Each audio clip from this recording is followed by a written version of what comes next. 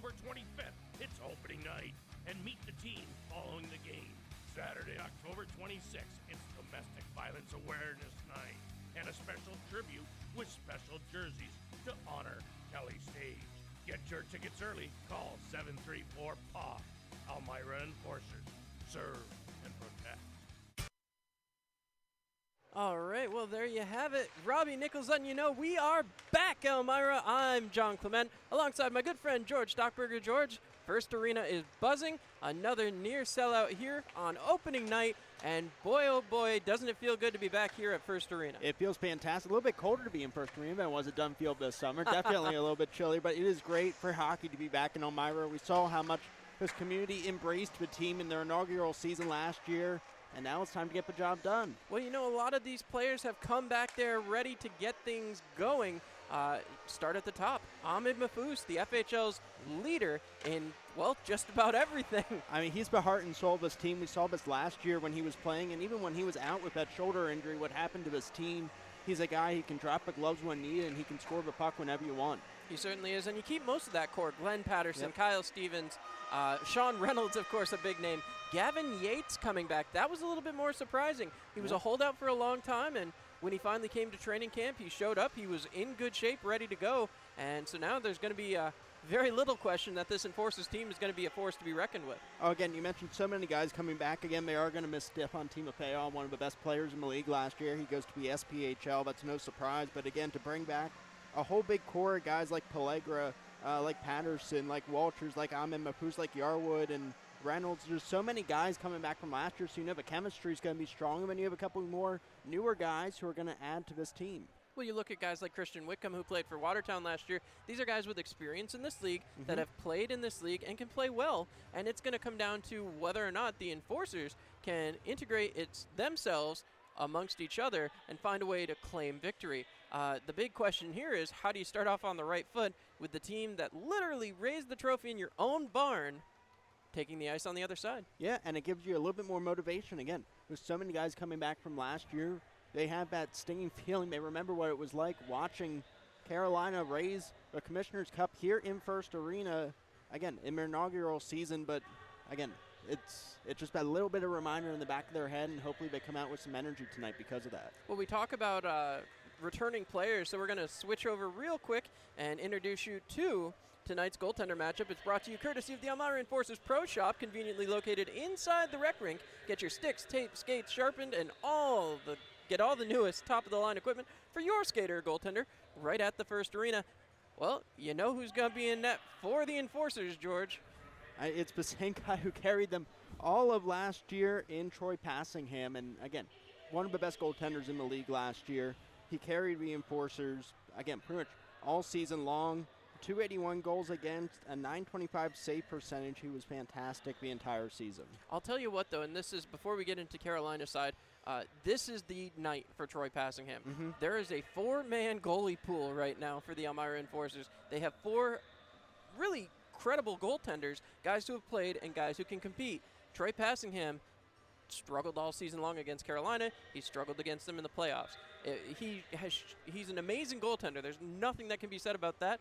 But Carolina has been a test for him, and it'll be very interesting to see what he can do against Carolina here tonight. Well, again, he's got that game in the back of his head, and we saw last year a guy who's 6'5", he uses all of that length to make some incredible saves with both his feet and his hands. So, again, it's great to see Troy Passingham in that core group that comes back to Elmira. Well, and speaking of coming back, Henry Dill, who handled the Enforcers in their first two matchups with Carolina, who really, he was up in the SPHL for the majority of the season.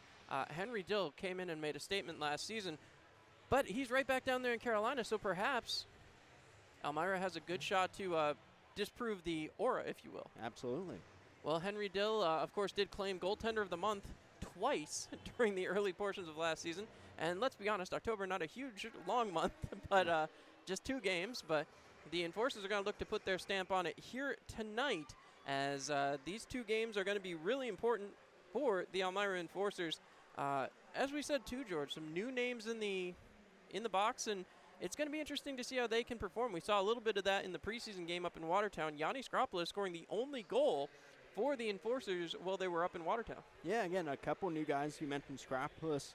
Well, Jordan Clark, again, another new guy, and you mentioned with Christian Wickham coming over, a guy who's played in this league. So, again, you got a lot of that core coming back, but there's a good blend of new faces that comes in and brings some new energy and some excitement to the fan base. Well, you talk about new energy. Let's talk Harrison. Let's talk big number 39, Dustin Skinner. These are guys who have won in the FHL. They're guys who have claimed victory, and in the case of Dustin Skinner, he's played with Ahmed Mahfouz twice. Both times they have a Commissioner's Cup. Ooh. Certainly not a not a bad place to be. Always great to have that chemistry. And I'd like to just point out for the people who can't see at home right now, we have both of the Zambonis out. That is a first for me to see both of the Zambonis. Jinx it, George. Don't jinx it. I will knock on wood that both of the Zambonis, the Pioneer Zamboni, has reawakened. It has. This summer it was the lone Zamboni for a little while, the Pioneer Zamboni. As the Enforcers got a touch-up, you might notice how beautiful and crisp that logo looks right on the front. Oh, yeah. Of course, for those of you who have not listened in or watched along with a Elmira Enforcers broadcast before, let us run you through how the beginning of the game does go. Remind me how this works. Well, we get down to the last couple minutes. This place goes completely dark. You'll be able to hear myself, you'll be able to hear George, and not see much of anything. However, it's quite a show down here in Elmira. If you get the chance to come out to a game, you're not going to want to miss it. There are less than 700 tickets available for tomorrow night, George. And tomorrow, this place, as purple as the seats are now, are going to look even more so. I can't wait to see that. It's going to be fun. In memory of Kelly Stage and, of course, the Kelly Stage Foundation will be auctioning off player jerseys on just the second night of the year, something we did only one time last season. There's a couple of them coming up this year, and that should be in quite enjoyable time. Yeah, those are always a hot ticket. They certainly are. And if you want your chance to own an Ahmed Mahfouz jersey, Troy Passingham jersey, Sean Reynolds jersey, or one of the new players that might make an impact on you right now, that's the time to get it. Absolutely. Well, the Enforcers are back. The Pioneer season has wrapped up. And, George, you mentioned Dunfield. Do want to remind everybody, season tickets are on sale now for the Pioneers. That season will be coming back before we know it. Hopefully we'll be flossing some beautiful championship rings before then. Yeah, and hopefully get a couple more of those top-ranked guys out of Kentucky like we saw last year. Yeah, that didn't hurt. Yeah. But right now we've got some top-ranked guys coming out of the European leagues this year. I was a little surprised. No, there were a couple guys that came from Europe the year before. Cameron Yarwood comes to mind. You see the difference in the game, and you see how Andre Nietzsche utilized that for the Carolina Thunderbirds last season to find himself all the way to a championship. And you wonder if the European-style game might be a little bit more beneficial to the Enforcers this season, and that's why they went out and signed those players. Well, again, it worked for Carolina last year. So, again, you see this in pretty much every sport. They're kind of copy what worked for the team before them, and that's Enforcers going out with some of those European guys. It certainly is. And, I mean, those leagues, they play a little different styles, so it's always interesting to see, especially the first couple games of the year, A, the adjustment to just new people, but B, also just how things are able to be rolled out into a succession as the Enforcers are going to be looking for success right off the hop. Don't forget, George, they had lost their first 4 games before the season even got started last year. And it's amazing. You think they got out to that slow start, but they still made the Commissioner's Cup. This team got hot right in the middle of the year, right when they needed to. And it was just a fantastic run, and Elmira really embraced this team like none other. And they certainly did. Of course, a lot of other games going on tonight. 4 new teams, George. We got to talk about it. The Battle Creek Rumblebees, the Delaware Thunder, the how do I do this every time? Danbury Hat Tricks, and the last team that is, for whatever reason, escaping my brain at the moment. Yes, our good friends down in Columbus, Georgia, where we'll be heading next week, the Columbus River Dragons. That'll be fun. Quite a few former Thunderbirds down there from the roster. The former Thunderbirds broadcaster, the former Thunderbirds GM. So it's going to feel very familiar faces. Very Carolina down here. Yeah. And you know what they say, the devil went down to Georgia. Yeah. However, you're talking about the team, not anyone. Sure. Yeah. The Thrashers are gone, George. But that being said, the Elmira Enforcers will be heading to Georgia next week. So if you had not gotten the opportunity to come out to the game here tonight, don't miss your chance to see the Enforcers one more time before they hit their first road trip of the season. Come out tomorrow and support Domestic Violence Awareness Night. Yeah, again, another great opportunity to come out and see the Enforcers. Again, they're going to be home a lot. I looked at the schedule, and there's a lot of home games to start the year. There is, which is kind of a nice turnaround from last year when we really, I don't think, went on a bus from March till March till the end of April. Was fairly stocked at home. Of course, that's never a bad thing. Always love to play right here in Elmira. Such a beautiful facility.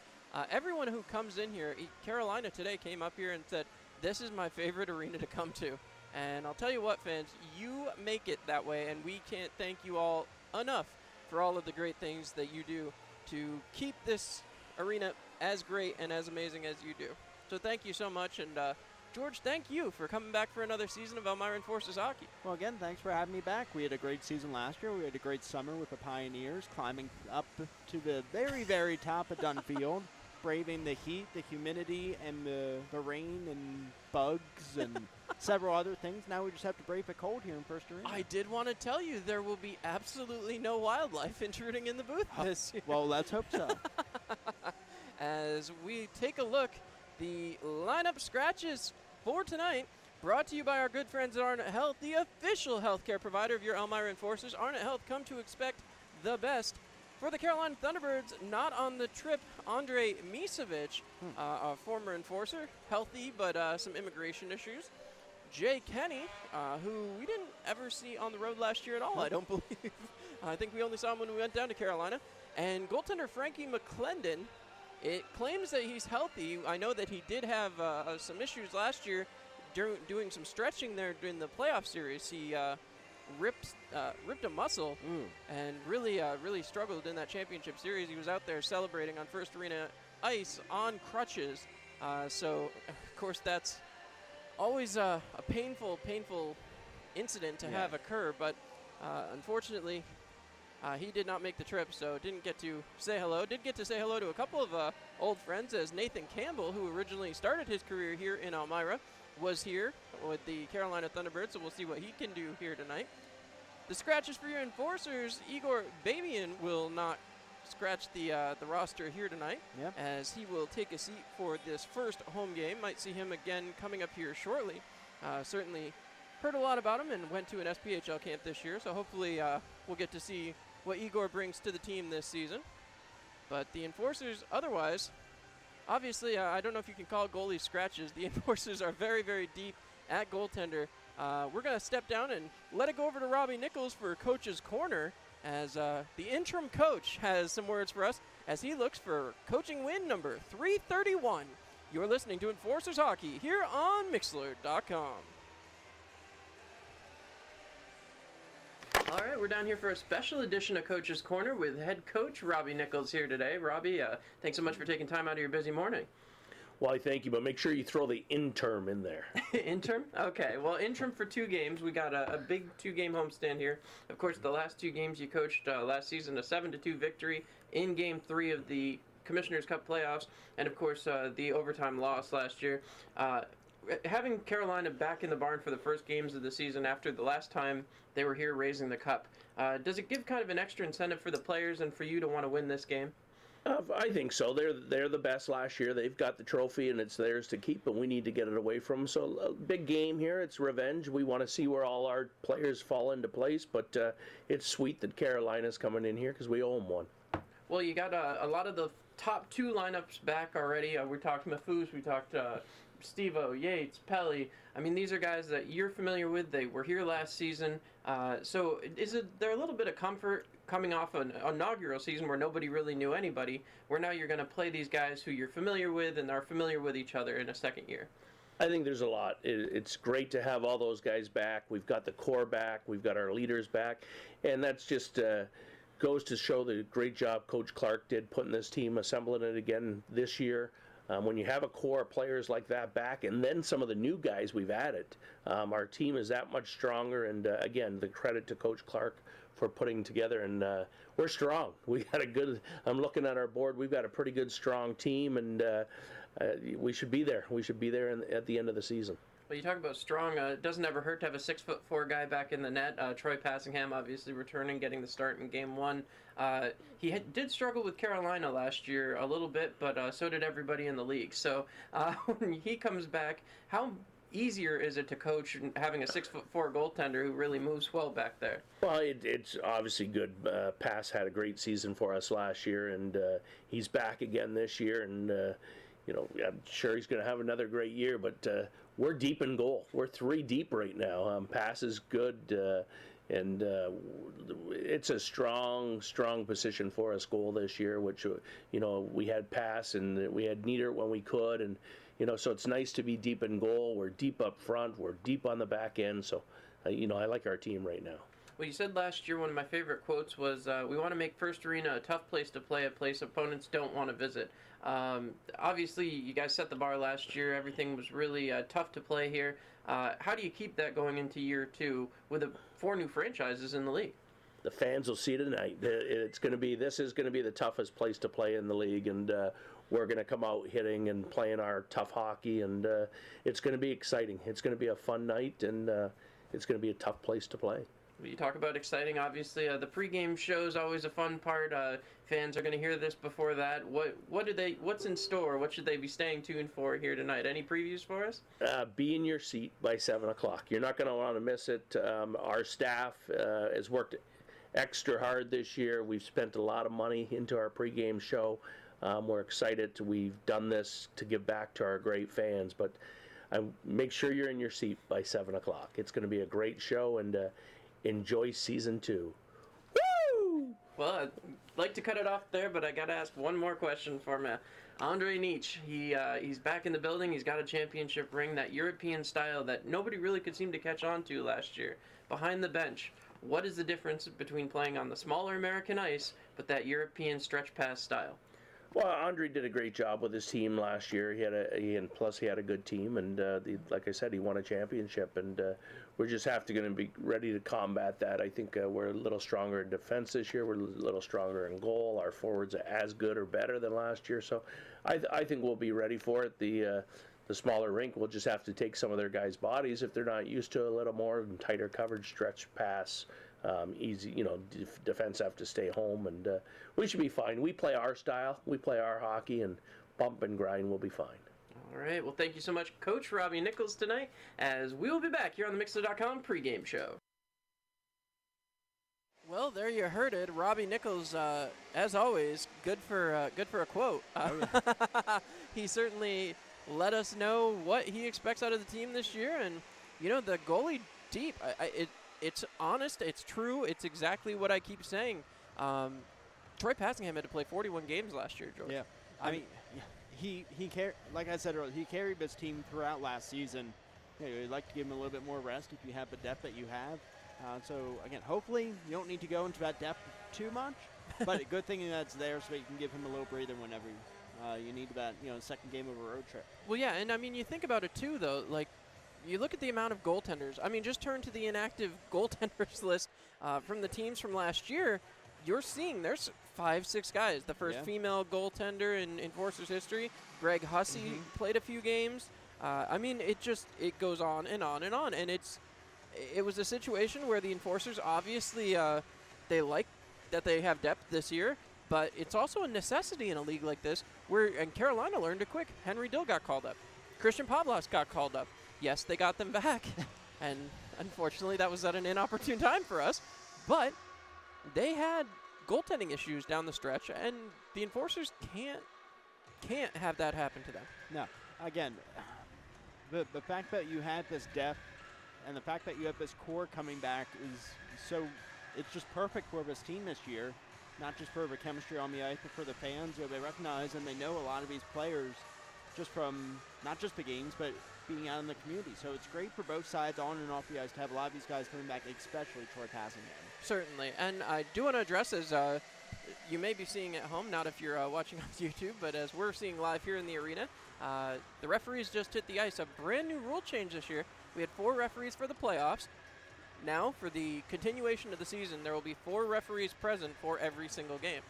That's, in my opinion, that's a good thing. Yeah. I don't think you miss as much. I mean, now I'm aware, as I'm saying this, that the game in which the overtime goal that did or did not cross the line, take your pick. Yep. I was there. I have my opinion. The goal that did or did not cross the line, there were 4 referees, but I think less is missed. when you have 4 referees, when you have 2 linesmen, 2 referees, I feel like that is a more secure situation than the 3-man crew, and I think that's why the NHL, the AHL, they've all switched to it, and I feel like this is a positive step for the Federal Hockey League. Yeah, I mean, more eyes makes the game better. It certainly should. Yes. We had some issues with that goal may or may not cross the line. We had a couple issues with that last year with the officials. Again, and there's a couple guys that we recognize out on the ice from last year. There certainly are. They're both linesmen, though, yes. So we'll see what the officials actually consist of. That'll be the interesting part for me is you don't really know what you have until it gets out there. Right. Obviously, in Watertown the other night, fans will say it was one-sided, and some broadcasters will agree. And it is what it is, and you're going to run into that anytime. Sometimes officiating crews just have a day that has happened, and it has cost the Buffalo Sabres a Stanley Cup ring. And you old enough to remember that one, Nope. George? Or no, 1999 too far back for you? Yeah, I was 4 years old. Still I would've know I worked. make you feel old. But Dominic Hasek hasn't forgotten. Okay. But the point being that you can't always blame the officials either. I mean, Right. you look at the Enforcers' win last year, 7-3. Mm-hmm. I mean, that was a no-doubter going into the third period. The Enforcers had that game in control. That is what they need to do every game this year. And if they do that, they're not going to have to worry about officiating. They're not going to have to worry about any of it. As we see Captain K9 down there in the tunnel now.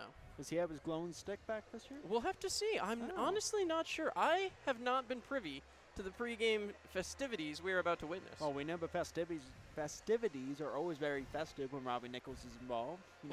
He spares no expense, and he's kind of a P.T. Barnum of Elmira. The green suit let green you know that suits are pretty back. quick. The green suit is back. It's a beauty, too, I must say. Yes. Unfortunately, down there to my right, I'm seeing a little bit of Carolina red.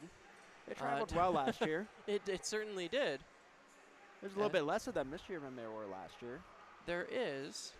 We saw Watertown. At the moment, I'm looking around. I'm about to say Watertown traveled well. We saw some of those wolf masks. Certainly. Watertown's not too far away, so I'm sure we'll be seeing them yet again this season. As seeing some interesting slides up there. As 3 minutes till we go dark. The game was actually supposed to start 2 minutes ago. But opening night should be an excellent time.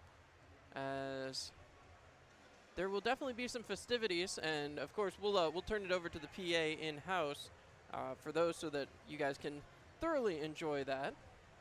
As we still get ready for today's game, Carolina down there in the tunnel now, looking down to my right-hand side, dressed in their brand new white jerseys. Really the only major change, they've added that shoulder piping, a little bit more used in the European style. They like to keep that. I'd say you don't see too much of the shoulder piping. No, it's pretty. It's it used to be pretty big. I think back to the Rangers back in the 90s. Once they switched to the Reebok Edge, that kind of just completely devolved. But you're starting to see it a little bit more in the European leagues, and no wonder. Andre Nietzsche, definitely a European style coach, and certainly a European style player. He loves to play that fast and quick game, and the Enforcers have got to do what they did last year in the 7-3 win and put the body on guys. And hopefully we don't see Andre Nietzsche out on the ice, because we saw what happened when they put him out there last year. Well, he's got only 2 games against the Enforcers here, 2 games down there. That's another interesting part of the divisional rivalries here now, George. We're going to lose those multitude of games against Carolina. We're going to lose those multitude of games against Danville. I'm not saying I'm not going to I'm not going to miss those bus trips. That's for sure, but I'll tell you what, those were some good games. I loved watching Danville play. Danville had an interesting style, and now that they have a coach up there that's a little bit more permanent, should be interesting to see how Danville comes out. Should be interesting to see how a lot of those teams in the West come out. And I don't think anybody's counting Carolina as the favorite right away with all these new teams entering the league. No, it's definitely it's different. You don't know what you're going to get out of any of those teams, like you didn't know what you were going to get out of the Enforcers last year. And again, with so many new teams, it just it shakes it up, it spreads the talent out, and it brings some new talent in. It certainly does, and when you include the draft pool into all of that, I mean, that draft really shook up the foundation of some of these teams. You think about a team like Carolina, who really got shooken up. Carolina was a team that, you think about bringing back the year after a championship, you assume you're going to have a lot of those pieces, but that's just not the case. Pietrangelo not down in Carolina anymore. I mean, that was their captain. Yeah. As now, for those of you on YouTube, you're watching the countdown to going dark. And I was trying to think of a good way to put that, but that's what it is. It is what it is. As the lights start to go down here, seeing some of these great highlights and the fans reacting to the Mafus battling video. There's some more hitting. That was the best one last year. And there's Passingham, as we've talked so much about him this pregame show. There's another former Enforcers goaltender as Derek Mosier gets beat. Yeah. We're down to 10 seconds till we go dark here, folks. And again, if you haven't been to an Enforcers game, you need to get out here. Robbie Nichols sure likes to put on a show, and we love to watch. And there it goes. As we go dark.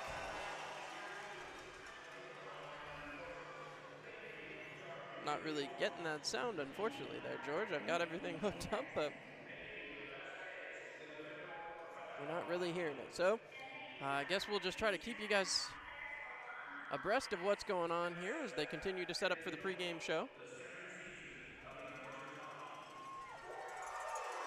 As Robbie and Nelly giving the infamous woo, George, that that came out of nowhere really last year. It did. As now we get the pregame video. As K9 getting some recognition. Woo and dilly dilly. Yes. That's another one. Serve and protect. I do like that one. The brand new slogan for the season. Paying tribute to the great law enforcement. Nice hit there. As Mafus, I believe that one was straight out of the penalty box last season. And there's the go to sleep. As Ahmed Mafus, who will forever be remembered in this town. If he were to leave tomorrow, he would still be remembered as the heart and soul of this franchise, George. Absolutely. And they are certainly not afraid to let him know that here. As Robbie Nichols scores a goal in the NYPD game. Oof. And that was against Carolina right there. I think that was the best. That's the one fight that a lot of fans remember. It certainly is. And now it is game time. As coming onto the ice yet again, as it does go completely dark in here. Look at that light show, George. Yeah. Brand new. And there is the light and siren.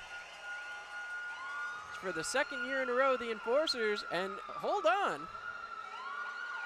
That is an Elmira Enforcers police car leading the way out. That is sharp.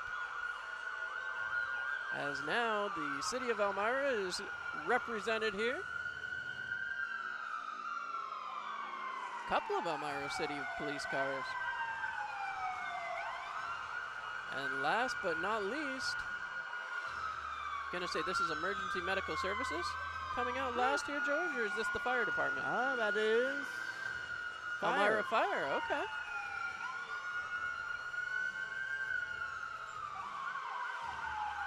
And look at that, the sirens even got some green on there, liking that. Yeah. As this is quite impressive. Again, ladies and gentlemen, if you have not been to an Enforcers game at First Arena, you're missing a show.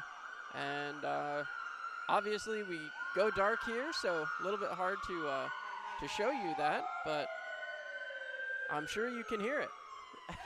Well, if you go to the WETM Instagram page later today, when I have Wi-Fi, you'll be able to see it. Well, the cameras are out in force again.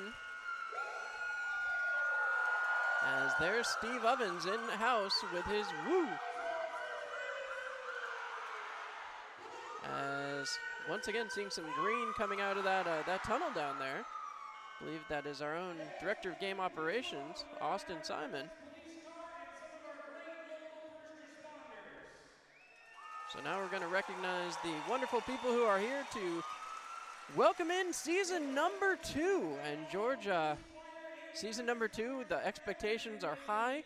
The enforcers have got to do quite a bit to be able to meet those expectations, let alone exceed them. Yeah, about to say they set the bar last year with the, I guess you'd say, surprising run to the Commissioner's Cup Finals last year. And again, if any team is going to do it, it's this team with a good mix of last year's core and a couple bit of fresh blood.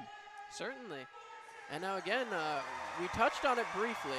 Robbie Nichols is pursuing a crooked number on the end of his coaching wins record. 330 he achieved last year against the Danville Dashers.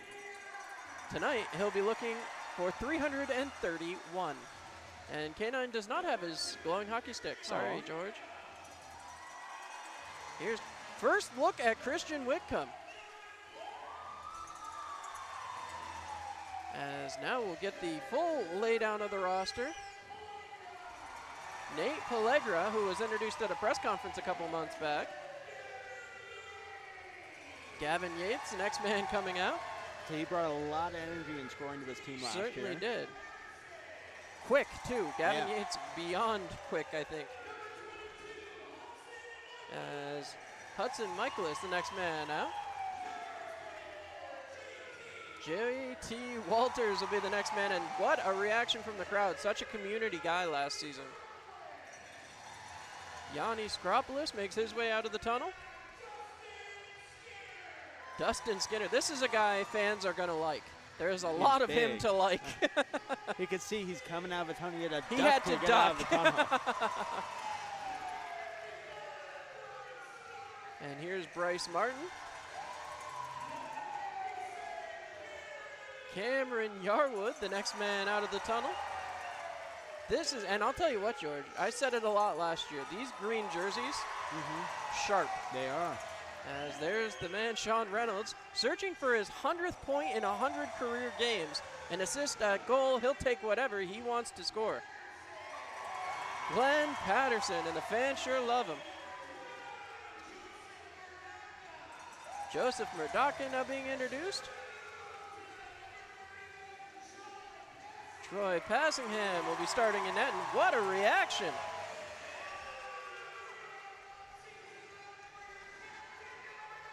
Number 19, Ahmed Mahfouz. What a reaction there. I'll tell you what, the fans certainly appreciate the effort of a hardworking grinder guy, and that's exactly the kind of guy Ahmed Mahfouz is. Absolutely. And what a heck of an introduction for these enforcers here tonight, George. Again, you're always going to get a good show here at First Arena. You certainly are, and I'll tell you what, we'll have to see what the enforcers have in store for the Carolina Thunderbirds. So it now sounds as though we're going to step aside for the introduction of the national anthem. So I'm John Clement, George Stockberger. We will be back with period number 1.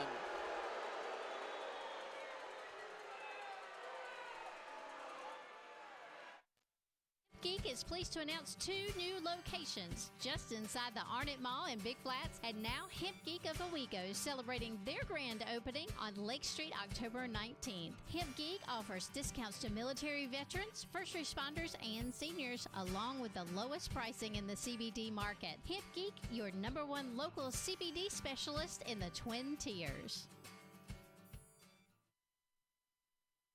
Hi, this is Marian Decker, and at the Decker Agency, we've got over 34 years experience in helping our clients get the best insurance coverage possible. We're local and we're trusted. We've built our business on the idea that customers should be treated like family. At the Decker Agency, we offer free quotes and consultations. Our clients can build their coverages to best suit their needs and budget. Please stop into our office at 416 East 14th Street in Elmira Heights, or call us at 607-734-1100 to schedule your free consultation today. And like the Marian M. Decker Agency, LLC on Facebook. At the Decker Agency, we help you protect what matters most. Hello, this is Ahmed Mahfouz, captain of your Elmira Enforcers. If you're looking for something to do when the Enforcers are on the road, come on down to the rec rink and take part in the Rock and Skate. It's a great night out with friends, family, and other great Enforcers fans. At just $5 for admission and $5 for skate rental, it's a real power play every Friday night, 8 to 10 p.m. Go Enforcers, go. Great teammates can be hard to find. The ones who give their all, every bit of heart, talent, and commitment. When you find those players, you know they're special. They're great athletes and friends. They can help your team win. So, should it matter that they're a certain race, a different religion, where their family is from, or whether they're straight or gay? At You Can Play, we think an athlete's contribution to a team sport matters more than any other way you might look at an athlete, from the perspective of a teammate or a fan. You Can Play is committed to making locker rooms safe and sports venues welcoming for all athletes, based on their heart, talent, and commitment, and nothing else. Because if you can play, you can play. Visit youcanplayproject.org for more information about how including all athletes for who they are encourages honesty and teamwork and makes all sports better. If you can play, you can play. This is Glenn Patterson with the Elmira Enforcers. Did you know that you can celebrate your birthday here at First Arena with the Elmira Enforcers? Birthdays should be a memorable event, and with the Enforcers, you'll never forget it. Call today for more details at 607-734-7825. Go Enforcers, go. Hockey is back. The Elmira Enforcers home opening weekend is Friday, October 25th and Saturday, October 26th. Friday, October 25th, it's opening night, and meet the team following the game. Saturday, October 26th, it's Domestic Violence Awareness Night, and a special tribute with special jerseys to honor Kelly Stage. Get your tickets early. Call 734-PAW. Elmira Enforcers. Serve and protect. This is JT Walters with your Elmira Enforcers. I love getting out in the community here in Elmira, but I also know it can be hard to find things to do. We at the Enforcers have a great fix for that. With deals for groups of 10 or more, Enforcer games can be a great and affordable time for you and your friends to come out and enjoy downtown Elmira. Go Enforcers, go! Fresh off the Evan Davies tournament in Waverly, Hemp Geek is pleased to announce 2 new locations just inside the Arnett Mall in Big Flats, and now Hemp Geek of Owego celebrating their grand opening on Lake Street October 19th. Hemp Geek offers discounts to military veterans, first responders, and seniors, along with the lowest pricing in the CBD market. Hemp Geek, your #1 local CBD specialist in the Twin Tiers.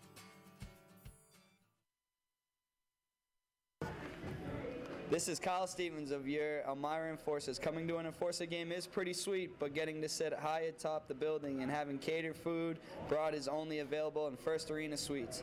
Whether it's a small group or a big party, we can set you up.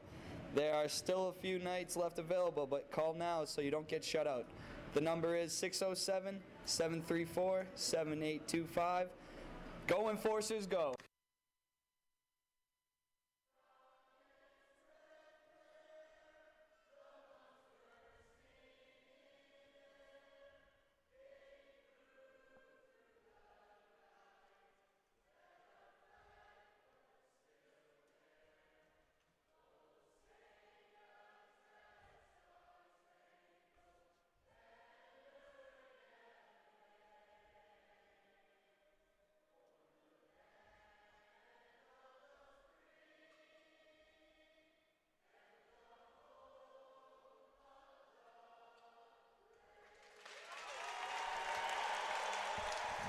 Well, and there you have it as it goes blinding in here, George. The Enforcers have taken to the ice. The national anthem singers will now file out. That was quite the procedure. We'll see if they send that video image down there. I mean, whew. Look at that. No wonder there's some empty seats around here. They're all standing on the ice. Everyone's on the ice. So you see the Enforcers waiting for the anthem singers to leave the ice before they take off of the blue line area.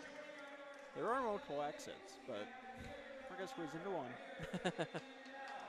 As now here comes a ceremonial puck drop.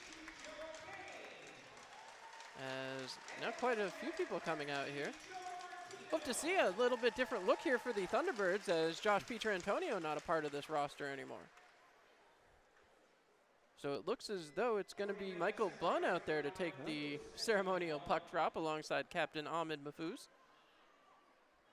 Bunn on the opposite side is a known center. He does play that position quite frequently. Mahfouz scooping up all 3 pucks as he will hand them back to the players, or excuse me, the ceremonial puck droppers. So you got Chief Kane, Mayor Mandel, and one other representative from law enforcement. And the enforcers are all about representing law enforcement. It's a true source of pride for them as being a part of this community. As now, of course, we'll have to clear the rugs and clear the beautiful cars. Look at that Serve and Protect Elmira Enforcers car. We'll see that in a couple parades, I believe, this year. I believe we have. Yeah. A little surprised to see it out here on the ice, but hey, we'll take it. It matches all the other ones. Certainly does. And it led the way, as the Enforcers are going to try to do this season. As once again, we get ready for the opening puck drop, which tonight will be brought to you by Rob Sweet State Farm Agency on Market Street in downtown Corning. You can visit them on the web where you can bundle home, auto, and life for a sweet hat trick at sweetrob.com. As everyone will shake hands with the great members of law enforcement and, of course, Action Rick, the Zamboni driver. Yeah. Always good to see action down there. As Troy Passingham. There's no mistaking which one Troy Passingham is when he comes out of that tunnel. Okay, I have to admit, I think that's the second time I've seen somebody have to duck coming out of that tunnel. Troy Passingham was the first. And, well, we said it. Dustin Skinner. Whew. What a... that's a lot of man right there. That is a... Look at the size. I mean, you think about Glenn Patterson. Glenn Patterson is a big, strong defender. But then you look... you look at a guy like Dustin Skinner, and it's just unbelievable. I mean, how do you challenge that? You can't. I mean, he was making a lot of his teammates look kind of like a little Danny Briere. That's not incorrect. Although, to be fair, Yanni Skropoulos does enough to make himself kind of look like a little Danny Briere. But, I mean, Christian Whitcomb is a shorter guy, I'll give you, but he is dwarfed by a guy like Dustin Skinner. And you know what? I'll tell you, these are going to be some interesting games as we find out who we really have here, because to be perfectly honest, this will be the first game experience for the first and second line altogether. Yeah. Again, we talked about during the pregame show a lot of the core coming back this year, like Mahfouz, like Yarwood, like Reynolds and Patterson, but again, a lot of new guys that we haven't seen, that the fans haven't seen, and that the coaches haven't seen in the game, in a live game. That's true. Although, I'll tell you what, I watched Kyle Stevens throughout the preseason. I watched him at camp. I watched him play. He is playing with a confidence that I have not seen Kyle Stevens play with. Well, that's the guy they need to step up without Stepan Timofeyev. Again, Timofeyev was one of their best players last year, arguably their best player, the rookie of the year in the league. And again, you need someone like Reynolds to step up, hopefully get that 100th point, and a couple more on top of that tonight. And Robbie Nichols revving up his players on the bench as only he can. Yeah. And, well, lime green suit is back. You can't miss it. You can't miss it. Although last year I do believe there was a tie, not a bow tie. That's it. I got the lime green socks on. There you go. I got my green. I'm doing the bow tie under strict orders from the ownership. As Kyle Stevens looks to win the first face-off of the season, he and Peter Panachik. As Ahmed Mahfouz not going to waste much time here. No. He's ready to go. I'll tell you what, Ahmed Mahfouz likes to win, but he hates to lose. As that puck is dumped in, Henry Dill will make the first play of the game for the Carolina Thunderbirds as it's moved right back up. Patterson keeps the zone, moves the puck back down for Skinner back behind the net. As now it's played out in front by Kyle Stevens, and it's broken up, and back the other way, Jan Salak passes it across. Into the zone comes Carolina. Carolina rips a shot. Easy glove save for Troy Passingham. And Passingham shutting the door as now some pushing and shoving back behind the net. Pargach getting going, and it is not taking long here, George. No, just 21 seconds into the season, we already have our first little scrum, and guess who's in the middle of it? Pargach and Whitcomb. Well, are we going to get? We are. We are. Our first penalty of the season, as both sides will go. Pargach is incredulous. He's saying, I got beat up.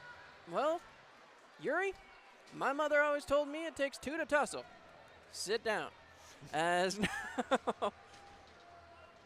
now, once again, 4-on-4 hockey, and I'll tell you what, this is where it gets a little scary for the Enforcers, because this is where that European style really can make a difference when both sides are playing with a lot more open ice.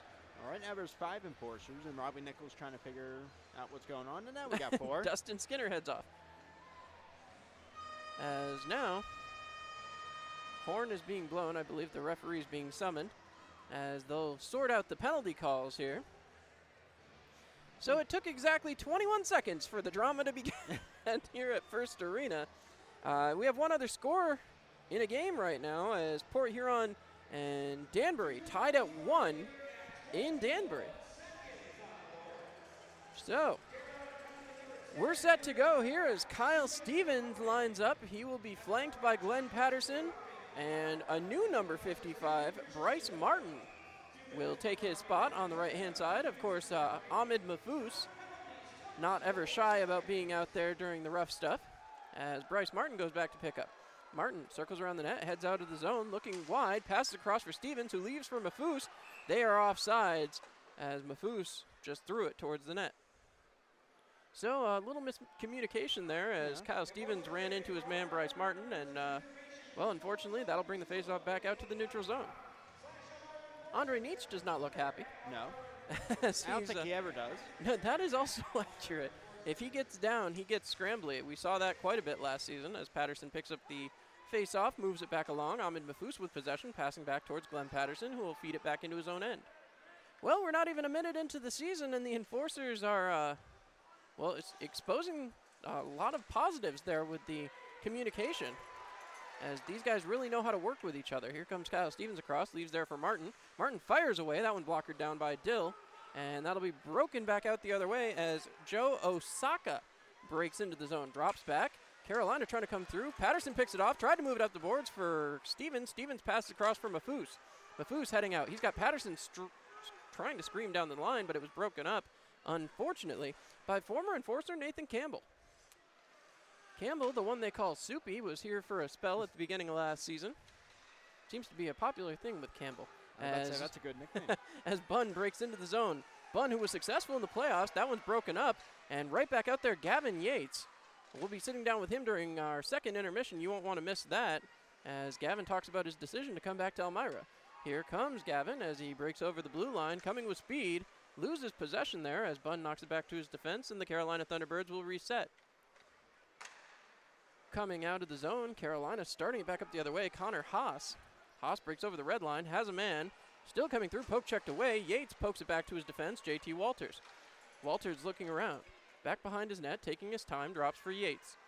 Yates looks, dekes, passes across to Yarwood, who tried to kick it over to Harrison. Jan Salak will cut it off, as now that's broken up, and Yarwood will pick it back up. Salak, we talked a lot about it last year, George. Not so great at the multitasking. No. Very fast, very tall, very big, but a little bit of trouble playing the puck, as that one's broken up. Pargach right out of the penalty box, breaking into the zone. Coming through, drops for Salak. Salak has a poke checked away. Gavin Yates now starts out the other way. If the Enforcers hurry, they could get odd man, but no, Yates is out of gas. He'll dump. Henry Dill picks it up. Yanni Skropoulos chasing after it. He will run into Salak, and that's an interesting look. As now, once again, Carolina picks up the puck, tries to start out the other way. Yuri Pargach, he's going to get rocked there, as once again, some new Enforcers trying to make a name for themselves.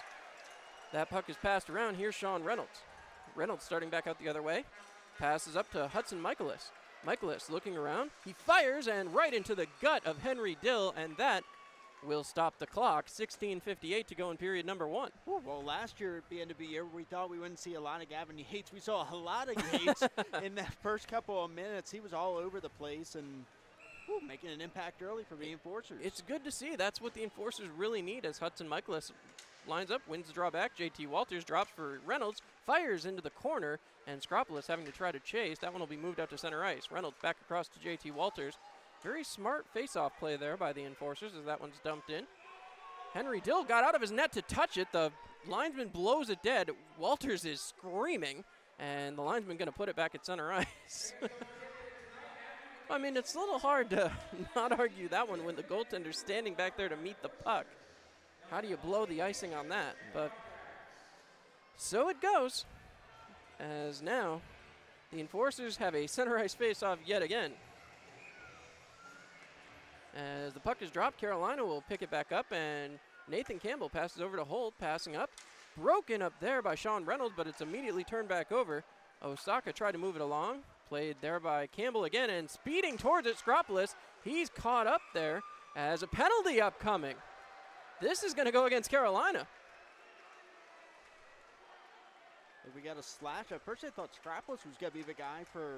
Skropolis now I thought he was going to get a arguing with hooking because Slade. he got his armor on him, but no, the Enforcers finally get on the power play.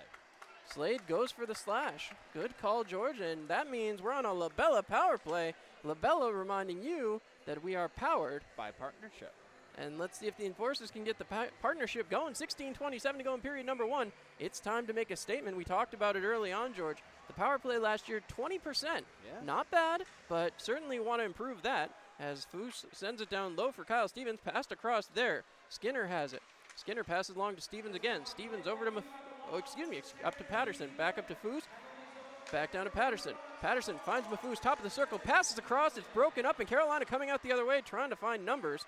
Just don't have it as Connor Haas breaks in. He takes a hit there from Ahmed Mafoose, and the Enforcers lose possession. Wickham tripped up, coming the other way, a shot, and saved by Troy Passingham.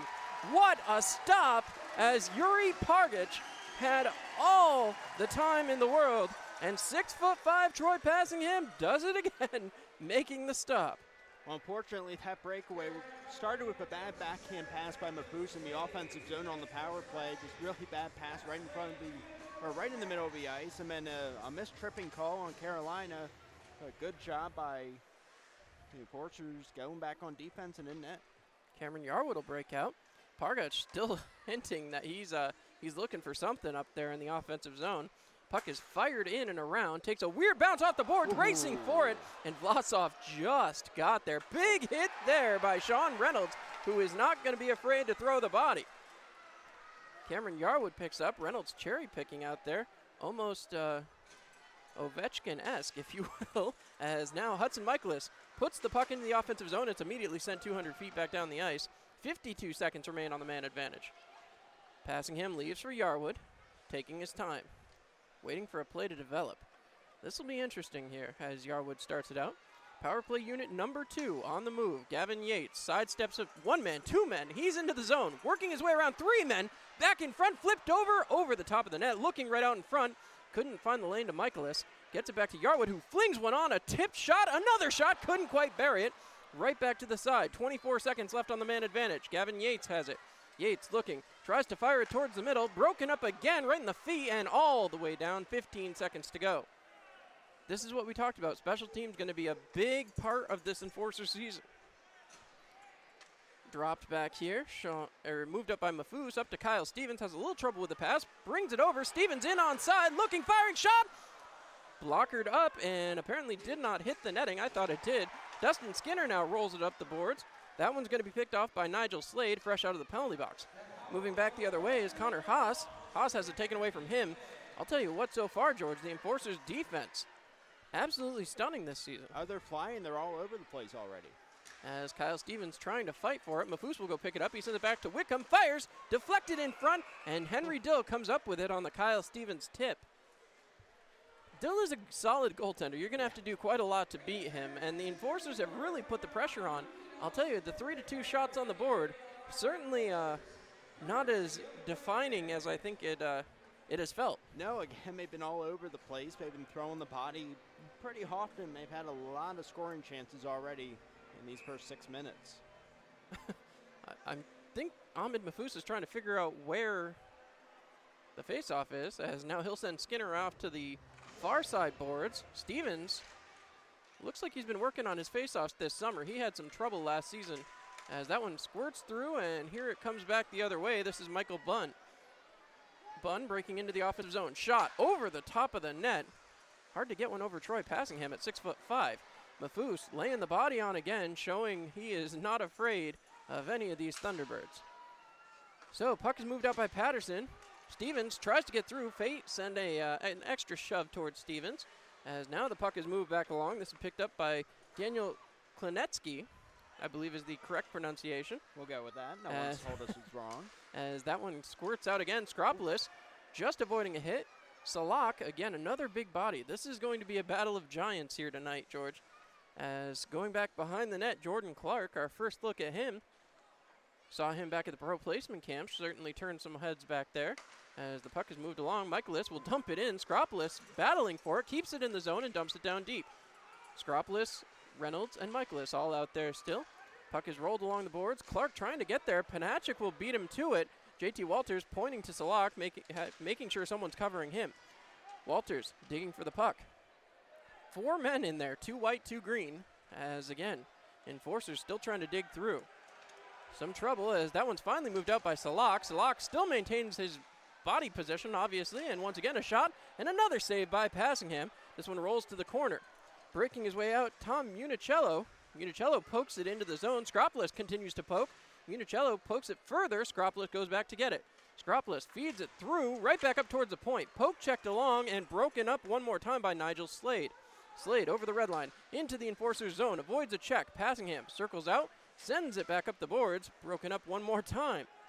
Enforcer's defense really on a roll here, as that one's broken up one more time. Joe Osaka around the front, loose, another attempt, another shot, and a huge save by Troy Passingham. Unbelievable. A little bit of rough stuff here in front of the net, but I'll tell you what, whatever happens here, Troy Passingham was unbelievable on that last series. Well, again, we talked about it at 6'5", he has tremendous length. He was on the far side of the pipes, and he scooted all the way over and made a fantastic flashing glove save. As we look up to the board, fans certainly paying respect to the man between the pipes. As now, once again, Nathan Pellegra looking to take a draw here. A natural center. We certainly saw a lot of it last season. See if they utilize him as much this season as Yates tips it forward, but not into the offensive zone. Big hit there, as coming across was, once again, Bryce Martin. Puck is moved finally into the Thunderbird zone where Nathan Campbell tries to move it out, broken up again by Martin. Martin taken down, penalty upcoming here on Carolina. As the arm will go up, Yarwood has possession, and the Enforcers are going to get their second power play of the game. So Yarwood taking his time. The Enforcers have a 6-on-5 right now. Here comes Ahmed Mafous looking across. Plays it back, finds Gavin Yates. Yates into the zone, deking around a man, looking, firing in front, broken up. Still with possession, but they're going to claim since Campbell touched it. That will do it, as that will be interference. And George, we go back to a LaBella power play. LaBella reminding you we are powered by partnership, and another fantastic opportunity here for the Elmira Enforcers. We saw a couple scoring chances on that last power play. Well, Joe Osaka will take a seat, and Dilly Dilly is the chant from the crowd, as once again, Kyle Stevens back out here. We'll see if the Enforcers power play can get it going this time. Dominic Fate will pick up. He sends it up the boards. Swatting at it was Mafous, couldn't quite get there. Christian Whitcomb trying to chase it back down. Hot on his tail, though. Connor Haas, he will throw the body.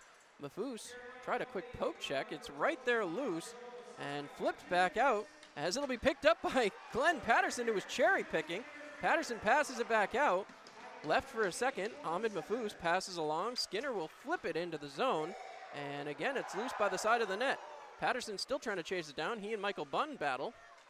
Puck is in the skates, now moved along by Fate, shoved up the boards, kept by Skinner momentarily, passed across, right back from Whitcomb across to Mafous. Mafous looking, firing, shot loose in front again, shoved in front was Glenn Patterson, and they'll finally blow the whistle. I'm not sure if they even know where the puck is at this point.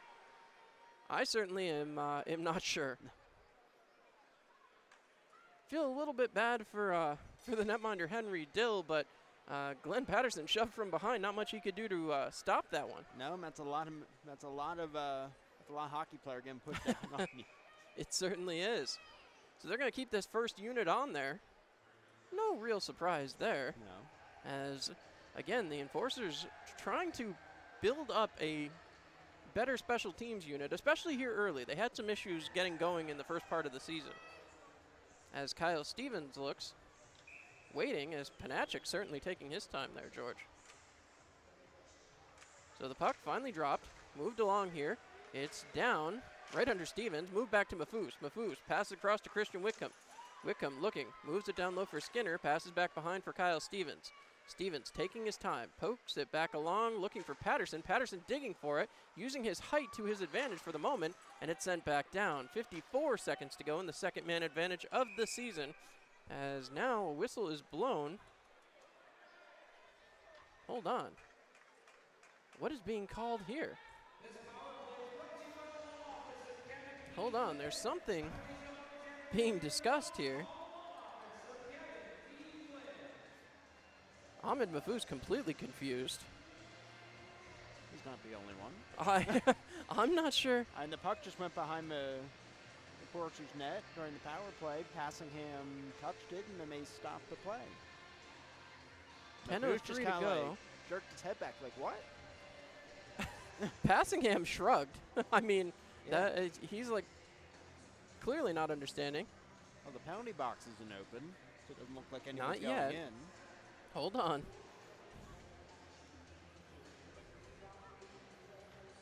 I'm trying to read Ahmed Mafous' lips. Well, those are usually words we can't repeat on radio. They John. normally are. However, here is my question. I believe what they may have been trying to signal, and I could be wrong. I could be 100% wrong, but I watched the official when he blew the whistle, and he called delay a game. So I'm thinking he was signaling that Passingham played it outside the trapezoid, which is not a rule in the Federal Hockey League, for those who are unaware. In fact, most other rinks don't have trapezoids. The Enforcers construct their rink up to their former ECHL standards, and the trapezoids were there as now we go into the chicken dance. Not accompanied by the usual chanting, however. No. Little surprised about that. So it appears as though we will have a face-off in the Enforcers' defensive zone. Ahmed Mafous now talking with Troy Passingham, I think explaining what's going on here. Well, at least he knows. The time clock people very confused. I think somebody needs to go tell them. Oh, hold on. We may actually be seeing a penalty here. Is it too many men? So we have 4-on-4 now. 50 seconds of 4-on-4. And then the Enforcers will be on their first penalty kill of the season. So that took just over half a period as JT Walters spins. He's tied up quickly, and now Nathan Pellegra will go back and pick up. Playing it down there. The Enforcers trying to get out of the zone. They only have 30 seconds left to 4-on-4. Here's Yarwood and Reynolds. Yarwood passes across. Reynolds loses control, turning it back around, looking for Pellegra, who keeps it in the zone momentarily, and now it's moved out by Nathan Campbell. 3-on-2 back the other way if Carolina hurries. Reynolds quickly catching back up. Kick save there by Passingham, and now it's turned around by Pellegra, who tried to swat it out towards the breaking Sean Reynolds. Pellegra will take his time now. 9, 8, 7 seconds to go on the 4-on-4. Pellegra enters the zone, flings one down deeper, and now we are officially on the first penalty kill of the season. That, of course, is brought to you by Seneca Beverages. Seneca Beverages reminding you not to get boxed by drinking responsibly. Pass back as the Thunderbirds begin their first power play of the season. Knocked down, another shot, and way over the net there. A little bit too gun shy, I believe, there, George, as once again, Carolina looking, shooting. That one must have been tipped. I don't know where it got tipped, but that one went way outside of the net. As again, Carolina working 36 seconds to go on their first man advantage of the season. Carolina was brutal on the power play last season. Knocked down in front, still trying to chip at it. Finally, it's moved out. Kyle Stevens will flip it down 200 feet. and the Enforcers looking good on the penalty kill. Yeah. This is very positive to see here in the first period, George. So, once again, coming out, Jan Salak, pass to Bunn. That one gets away from him, moved along by Patterson up the boards. 2-on-1 back the other way, trying to pass across. Stevens couldn't handle it as Mafous almost sent Stevens in on a breakaway. Coming back the other way, 2-on-3, breaking into the zone, looking for a lane. Carolina avoids the hit momentarily, and that one will be flipped down. Glenn Patterson picks up the boards and all the way down, and that will do it for the penalty kill. This is going to be an icing as that one gets touched up. So the Elmira Enforcers will have a defensive zone face-off with 7:49 to go, but strong effort from the PK. Absolutely. Again, you hate to go on that penalty kill, especially in the middle of a power play, but they did an excellent job. And that is what you like to see if you're the Elmira Enforcers. As now the faceoff will come to the right-hand side of Troy Passingham. Kyle Stevens sets up. He looks to win the draw. Pushes it back and does. Whitcomb puts it back along, looking for Patterson right in front. Shot and a save. Another shot, another save. Troy Passingham is unbelievable out there in game number 1. Here comes Mafous dropping there, trying to break out, having some trouble, unable to get out of there was Tim Municello. Right back up, Mafous will tip it into the zone, and the Enforcers should now be able to get that line change. Broken up there by Mafous. He's hit to the boards there. Carolina still digging for it. Moved along, Municello digging. Moved back to the point. Glenn Patterson picks it up, fires off a leg pad. Again, Patterson, top of the circle, flipped, and again wide. Again in front, Henry Till moving across and coming up with a save. This is quite a matchup here. 7:09 to go. That means we're halfway through this one. It's time for our media timeout. We'll be right back, 0-0. Halfway through the first. You're listening to the Elmira Enforcers on Mixler.com. With the Elmira Enforcers. Did you know that you can celebrate your birthday here at First Arena with the Elmira Enforcers? Birthdays should be a memorable event, and with the Enforcers, you'll never forget it. Call today for more details at 607-734-7825. Go Enforcers, go. All right, and thank you to Glenn Patterson for that. Do have some great birthday packages you won't want to miss out on. As the Enforcers, I'm still not sure. I did not ever get clarification on that penalty there, George. I mean, the only one that we could come up with was too many men on the ice. There's 2 scores now. The Port Huron and Danbury game is tied at 2.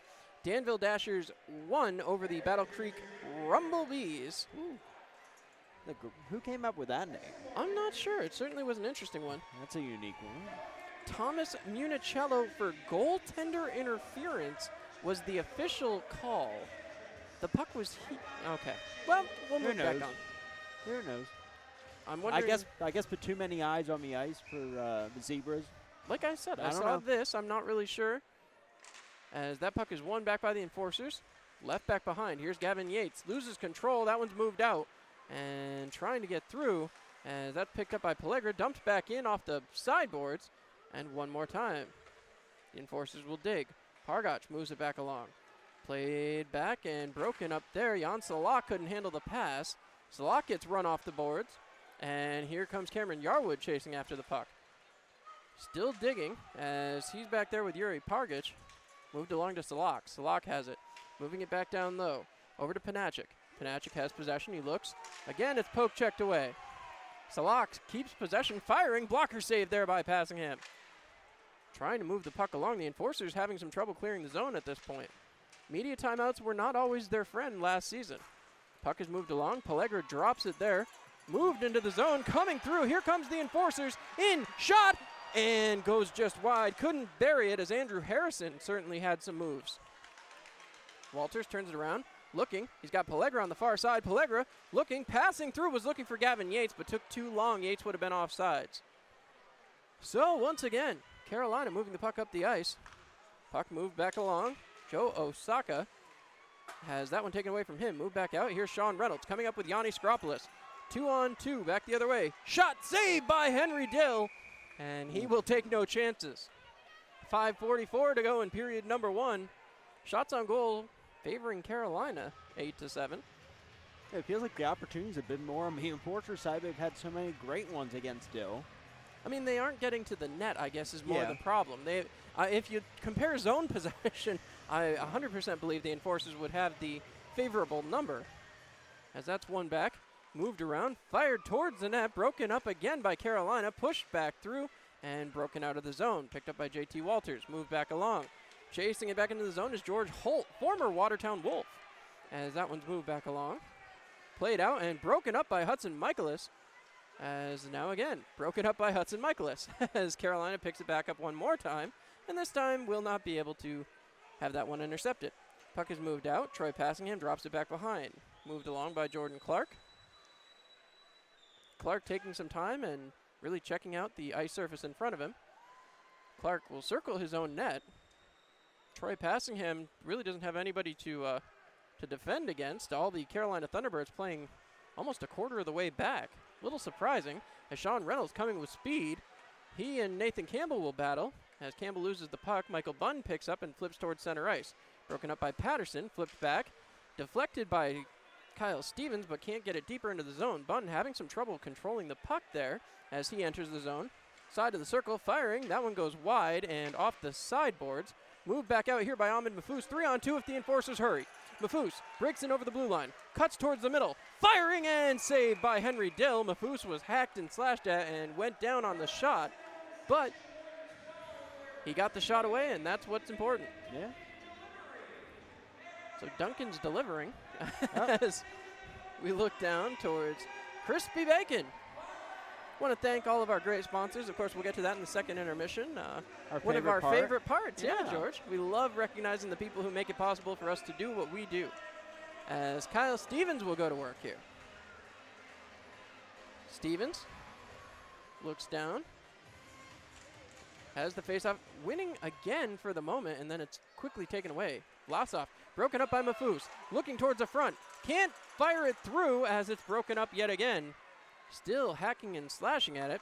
Panachik moves it along to Pargach, who can't get much wood on that one. And Glenn Patterson chases down Jan Salak. Deflected right back out again. Broken up. Another shot wide of the net. I'll tell you what, George, this Carolina team is not looking like the same confident group that came into First Arena many, many times last year, as that one's blocked right into Troy Passingham's gut.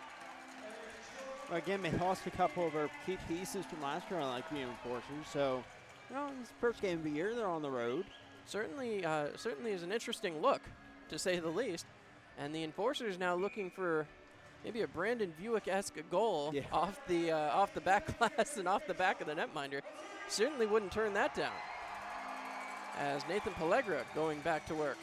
Face off one to the sideboards by Pellegra. I'll tell you what, the Enforcers, and I know I've said I'll tell you what a lot here tonight, folks. I'm hearing it myself, but the Enforcers' face-off prowess, an area that was a huge concern for them early on last season, certainly turned around thus far.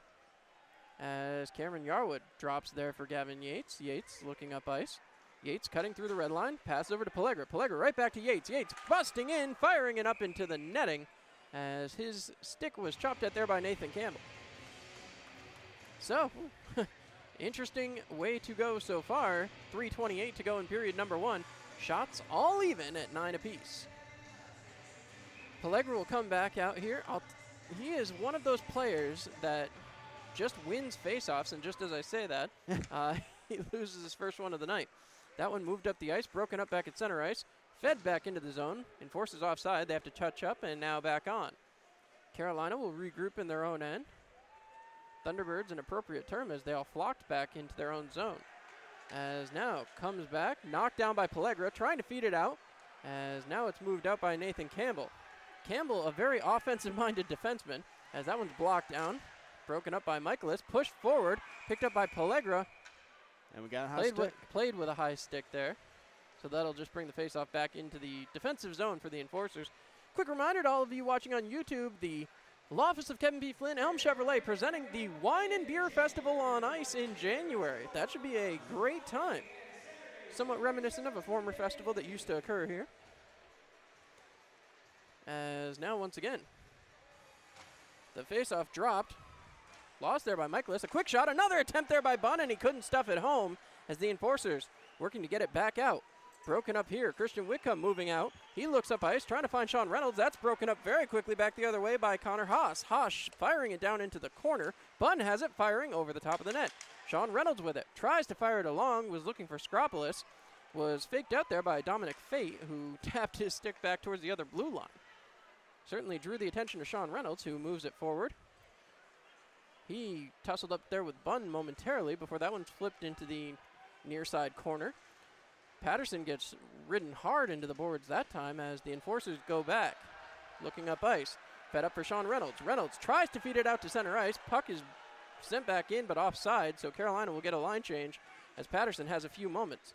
Feeds Sean Reynolds. Reynolds looking, dumping into the zone. He wraps it around the boards, or tries to, as that I guess hit the linesman, as Pargach will start it back the other way. He gets ridden hard into the boards by Kyle Stevens.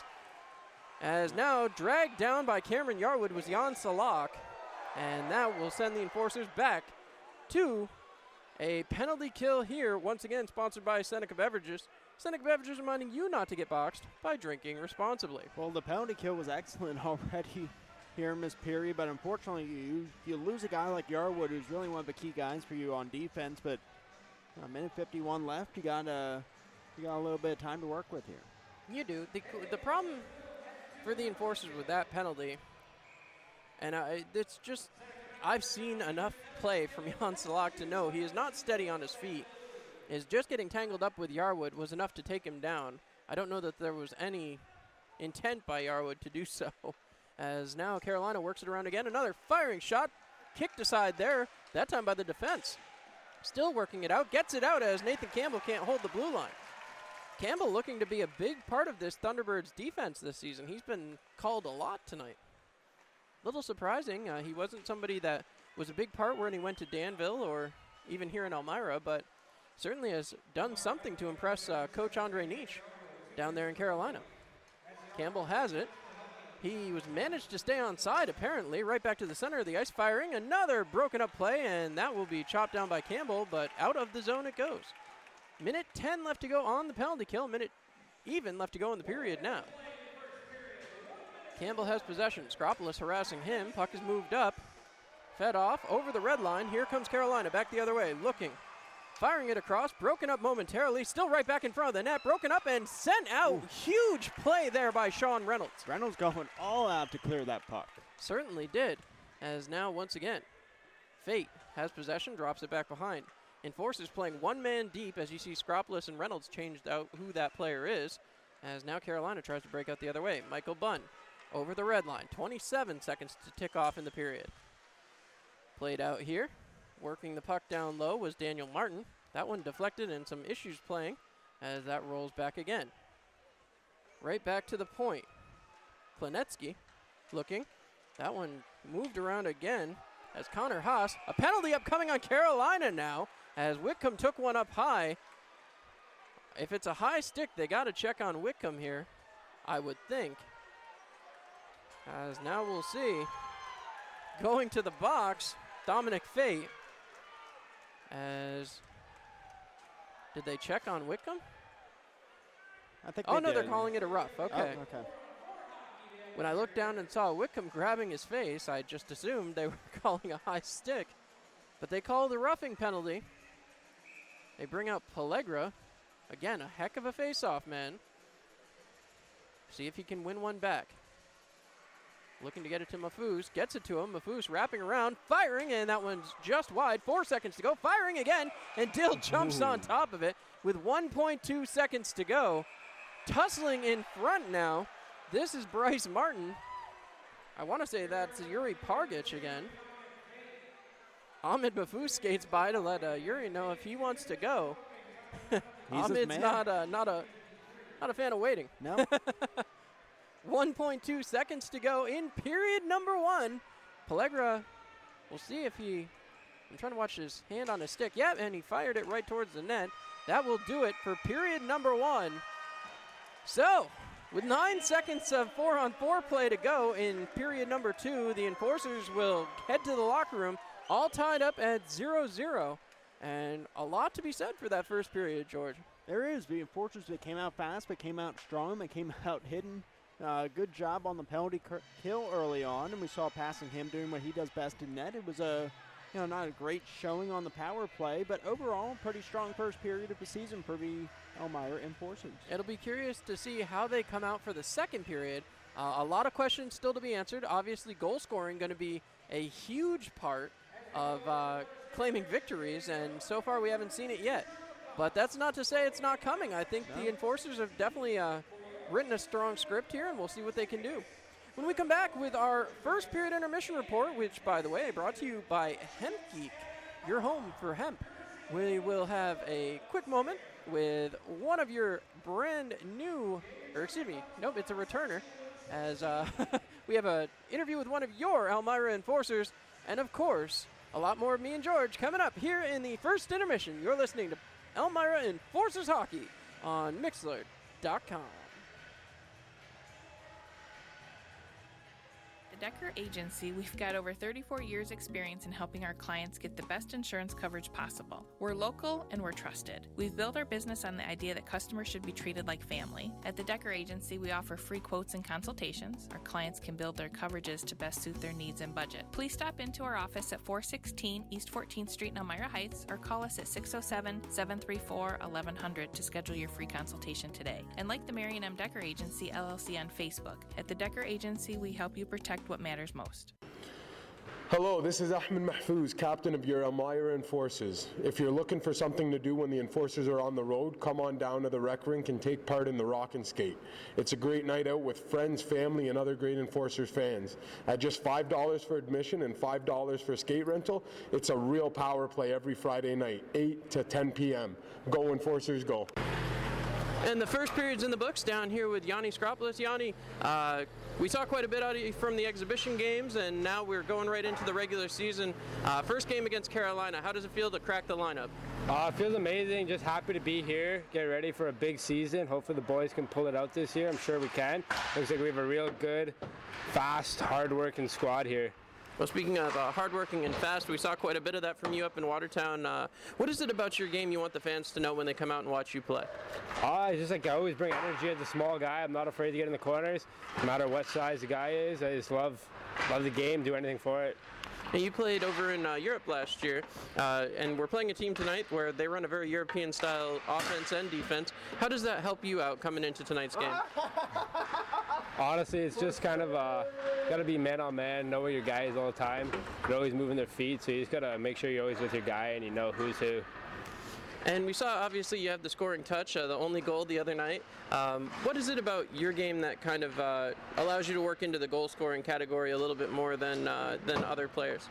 Honestly, I just think I'm always in the right spot, to be honest, kind of thing. I always know where to be. I've got a pretty hard shot for a small guy, so it's pretty decisive. I've used a long stick, so it's kind of easier to change my angles on when I'm shooting the puck. And then just with the hard work, it's easier just to get in the right spot at the right time. Well, coming in here, obviously, you weren't here last year. Working with these guys who have been together for a little bit, how easy was it to kind of break into that room? It's pretty easy. They're a good group of guys. They're always talking, making you feel comfortable. And it was also kind of nice because I came over with a friend from home who also played in Sweden last year. So it's kind of nice being able to live with him and play with him every day. Does having somebody on the team make it a little easier to transition? Is this group just that kind of person, or that kind of unit where you guys are able to do that so quickly? No, the unit's actually pretty good, so it's pretty easy to transition. But it's always nice just having somebody you know, no matter what happens. All right, well, I won't keep you too much longer. Thanks so much for taking the time, and best of luck this season. Thank you very much. Thanks for having me. Hockey is back. The Elmira Enforcers home opening weekend is Friday, October 25th, and Saturday, October 26th. Friday, October 25th, it's opening night, and meet the team following the game. Saturday, October 26th, it's Domestic Violence Awareness Night, and a special tribute with special jerseys to honor Kelly Stage. Get your tickets early. Call 734-PAW. Elmira Enforcers. Serve and protect. This is Glenn Patterson with the Elmira Enforcers. Did you know that you can celebrate your birthday here at First Arena with the Elmira Enforcers? Birthdays should be a memorable event, and with the Enforcers, you'll never forget it. Call today for more details at 607-734-7825. Go Enforcers, go. Great teammates can be hard to find. The the ones who give their all, every bit of heart, talent, and commitment. When you find those players, you know they're special. They're great athletes and friends. They can help your team win. So, should it matter that they're a certain race, a different religion, where their family is from, or whether they're straight or gay? At You Can Play, we think an athlete's contribution to a team sport matters more than any other way you might look at an athlete. From the perspective of a teammate or a fan, You Can Play is committed to making locker rooms safe and sports venues welcoming for all athletes, based on their heart, talent, and commitment, and nothing else. Because if you can play, you can play. Visit youcanplayproject.org for more information about how including all athletes for who they are encourages honesty and teamwork and makes all sports better. If you can play, you can play. This is JT Walters with your Elmira Enforcers. I love getting out in the community here in Elmira, but I also know it can be hard to find things to do. We at the Enforcers have a great fix for that. With deals for groups of 10 or more, Enforcer games can be a great and affordable time for you and your friends to come out and enjoy downtown Elmira. Go Enforcers, go! Fresh off the Evan Davies tournament in Waverly, Hemp Geek is pleased to announce 2 new locations just inside the Arnett Mall in Big Flats, and now Hemp Geek of Owego celebrating their grand opening on Lake Street October 19th. Hemp Geek offers discounts to military veterans, first responders, and seniors, along with the lowest pricing in the CBD market. Hemp Geek, your #1 local CBD specialist in the Twin Tiers.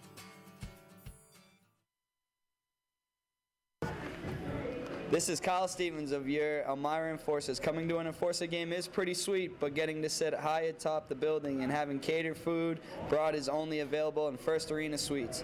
Whether it's a small group or a big party, we can set you up. There are still a few nights left available, but call now so you don't get shut out. The number is 607-734-7825. Go Enforcers, go! Well, a huge thank you to Kyle Stevens, Glenn Patterson, JT Walters, and Ahmed Mahfouz for those wonderful ringing endorsements of the great things we got going on here at First Arena this season. Not just including Enforcer games there. So we'll reflect here on the first period of play. And George, what a period. It was, as we get a quick goal there from the Junior Jackals. Yeah, it was a great first start to the season, great first period, a lot of energy after that little pregame show that we had. And it's always curious to me. We talk about it a lot in many situations, and there's an easy goal. Yep. So once again, it's always curious to me how those long layoffs impact teams. And I think we saw that it didn't do too much damage to the Enforcers, but Carolina certainly looked a little stunned. Yeah, again, we talked about first game for them on the road in a, as Robbie Nichols says, one of the toughest environments as he goes bar down for the goal. Always nice to see the junior kids getting a chance to come out and play on the big ice. Always a fun little experience. Before we go too much into it, we'll get out to the out-of-town scoreboard. As that's right an now, interesting one. Danbury hat tricks 3, Port Huron Prowlers 2, as Danbury looks to re-enter the FHL with a victory. That one in the late stages of the second period. Columbus River Dragons are in the second period as well. I believe they're just about to get started. 3-0 over the Delaware Thunder. The Mentor Icebreakers Watertown Wolves tied at 1 at the end of 1. Mentor certainly showed some signs at the end of last season that they were not a team to be laughed off. Yeah, I mean, they had a tough start to the year. They ended up towards the bottom of the standings, and Watertown, one of the better teams last year. Interesting to see that one tied up early on. And Danville Dashers 1-0 with 8 seconds to go in the first period over the Battle Creek Rumblebees. Again, an interesting first day here in the FPHL as everything kind of getting underway. And of course, for those of you who are baseball fans, 1 out in the top of the first, the Houston Astros have a man on base as they look to come back from a 2-0 deficit in that series. And of course, I'm happy because my Coyotes are tied with the New Jersey Devils. Oh. So I don't think your Flyers are on deck tonight here. Nope. But nope, they had a nice win last night. And they had some TV time this year. They've had a lot of TV time, which is nice when you're outside of the Philadelphia TV market. Certainly. Got to play over in Europe. couple They games did. to start the season and a long Behind break. the Glass as well. Yeah. So a 4-part episodic television show taking a look at what it's like to be behind the glass, if you will. It's great to have a actual coach leading your team in Alain Vignon. And certainly one of the biggest sports messages of the day yesterday, coming out of the capital area. Yes. Joe Girardi. Yeah, that's great to see. Interesting. Again, it's finally nice to have a coach running your team. I was trying to set you up for it. Yeah. You didn't take me for that one there, George. But we're getting down to it here. Less than 8.5 minutes from the start of the second period. And the Enforcers, a lot of positives to take out of this little section of play here. Just 20 minutes. And obviously you can't stake a whole heck of a lot on that. But the penalty kills look good. The power play has been somewhat impressive. You watch them really maneuver. They move the puck well. They had a lot of opportunities. They're 0 for 2 so far, but they're going to have almost a full power play by the time they come back out on the ice for the second period. They will. And you can't say enough. The play of Troy Passingham certainly inspires quite a bit of confidence. I mean, again, he was all over the place. A couple nice flashy saves, doing what he does best. And you like to see that from your starting goaltender, especially one who had to be relied on as much as Troy Passingham did last season. Clearly his body's back, well, better than ever, I would say, looking at how he did there. But, of course, Carolina, not a joke. There's no room to breathe as Carolina comes to town. And, you only see them twice. That, of course, is a positive for the Elmira Enforcers. The question, however, for the Elmira Enforcers is this. Obviously, you're looking to make the playoffs. 4 teams out of each side will. So then you've got 3 best-of-3 series, to my understanding. Mm-hmm. So a best-of-3, 1 versus 4, 2 versus 3. Best-of-3, the winners of those 2 series, and then the best-of-3 against the winner from the other side. So a very interesting playoff structure this year. But it also makes these inter-conference games mean so much more. Absolutely, and again, it's nice to not have to see Carolina as many times as we did last year. I'm sure to make those trips to Carolina is a gift for the team and for the staff. It certainly is. 12 hours each way. Of course. That being said, the first trip next season, the first trip next week, will be to Columbus, Georgia, to take on those River Dragons, who certainly seem to be capable of carrying quite a load themselves, 3-0 over Delaware. And again, we're just really finding out who these teams are, what they're going to offer, and what that will mean for these divisions going forward. And what we saw last year with the Enforcers coming out slow is the first week, you can kind of make a name for yourself, but it doesn't define your whole season. And 100%, and that's what we're saying is you come out and you have an interesting start to the year. And we're on the board. We are on the board. As we said, the Enforcers came out last season. They had a really rough start, 0-4, and then they went and really turned it around towards the end of the season, made a playoff push, ran all the way to the championship series. So it's not always how you start, it's also how you finish. And again, the Enforcers finished last season great. You would like for them to end the season with that Commissioner's Cup here at home in front of these fantastic fans here in First Arena. But again, the Enforcers came out strong here tonight, and hopefully another power play opportunity to start the second period is going to be a fantastic opportunity for them once again. And special teams really going to make a big impact on this year. We've been talking about it all broadcast.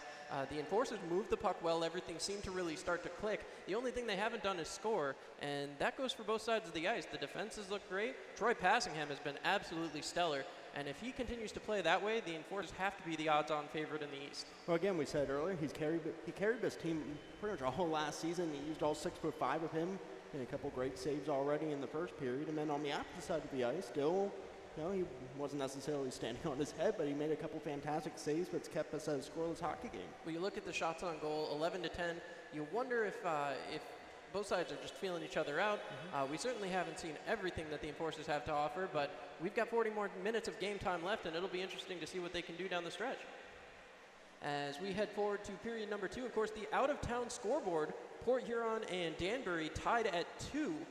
The Columbus River Dragons 3, the Delaware Thunder 0. Mentor and Watertown tied up at 1 after 1.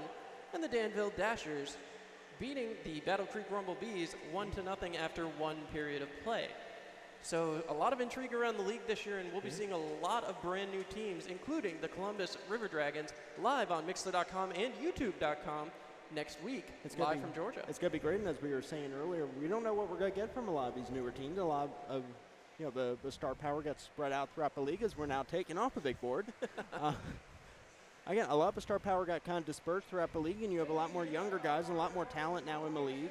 And it's hopefully a good thing for the Enforcers where they kept their core, and a lot of other teams kind of got broken up a little bit. Well, you talk about keeping your core, and we've talked about it almost fluidly throughout that first period about how impressive it is to see Kyle Stevens, Ahmed Mahfouz, all those guys match up time and time again. But you notice you're missing a Josh Pietrantonio. You're missing those guys that Bo Walker, for example, made an impact during that playoff run for Carolina. Are they gone? Are they coming back? We don't know, but I'll tell you what, it does make a difference. Well, we've got the final countdown on here. We're going to take one more step aside. We'll be back here on Mixler.com. Hi, this is Marian Decker, and at the Decker Agency, we've got over 34 years experience in helping our clients get the best insurance coverage possible. We're local and we're trusted. We've built our business on the idea that customers should be treated like family. At the Decker Agency, we offer free quotes and consultations. Our clients can build their coverages to best suit their needs and budget. Please stop into our office at 416 East 14th Street in Elmira Heights or call us at 607-734-1100 to schedule your free consultation today. And like the Marian M. Decker Agency LLC on Facebook. At the Decker Agency, we help you protect what matters most. Hello, this is Ahmed Mahfouz, captain of your Elmira Enforcers. If you're looking for something to do when the Enforcers are on the road, come on down to the rec rink and take part in the Rock and Skate. It's a great night out with friends, family, and other great Enforcers fans. At just $5 for admission and $5 for skate rental, it's a real power play every Friday night, 8 to 10 p.m. Go Enforcers, go. Hockey is back. The Elmira Enforcers home opening weekend is Friday, October 25th and Saturday, October 26th. Friday, October 25th, it's opening night, and meet the team following the game. Saturday, October 26th, it's Domestic Violence Awareness Night, and a special tribute with special jerseys to honor Kelly Stage. Get your tickets early. Call 734-PAW. Elmira Enforcers. Serve and protect. This is Glenn Patterson with the Elmira Enforcers. Did you know that you can celebrate your birthday here at First Arena with the Elmira Enforcers? Birthdays should be a memorable event, and with the Enforcers, you'll never forget it. Call today for more details at 607-734-7825. Go Enforcers, go. All right, and with that, we are back. Going to pay just a couple more bills here. Yeah. Dandy welcomes the new Dandy Breakfast Wrap. Just $4.25, your favorite choice. Bacon, sausage, ham, or steak wrapped up with cheese and eggs for a great meal any time of the day. Grab a sausage or ham wrap at the Hot Grab and Go, or order at the kiosk. Breakfast never tasted so dandy. And the newest family attraction in the Twin Tiers is about to open, Twinkletown at Bradley Farms, Elmira. Opening November 15th, Twinkletown will feature nearly 300 professionally built holiday displays fully lit with bright LED lights. Stay in your vehicle, drive as slow or as quick as you'd like. Enjoy the festive Christmas music as it plays on your radio, and take in the spectacular holiday light displays. That's Twinkletown at Bradley Farms, Elmira. Grand opening November 15th. You gonna go to Twinkletown? Well, I got another job I gotta fill in on that.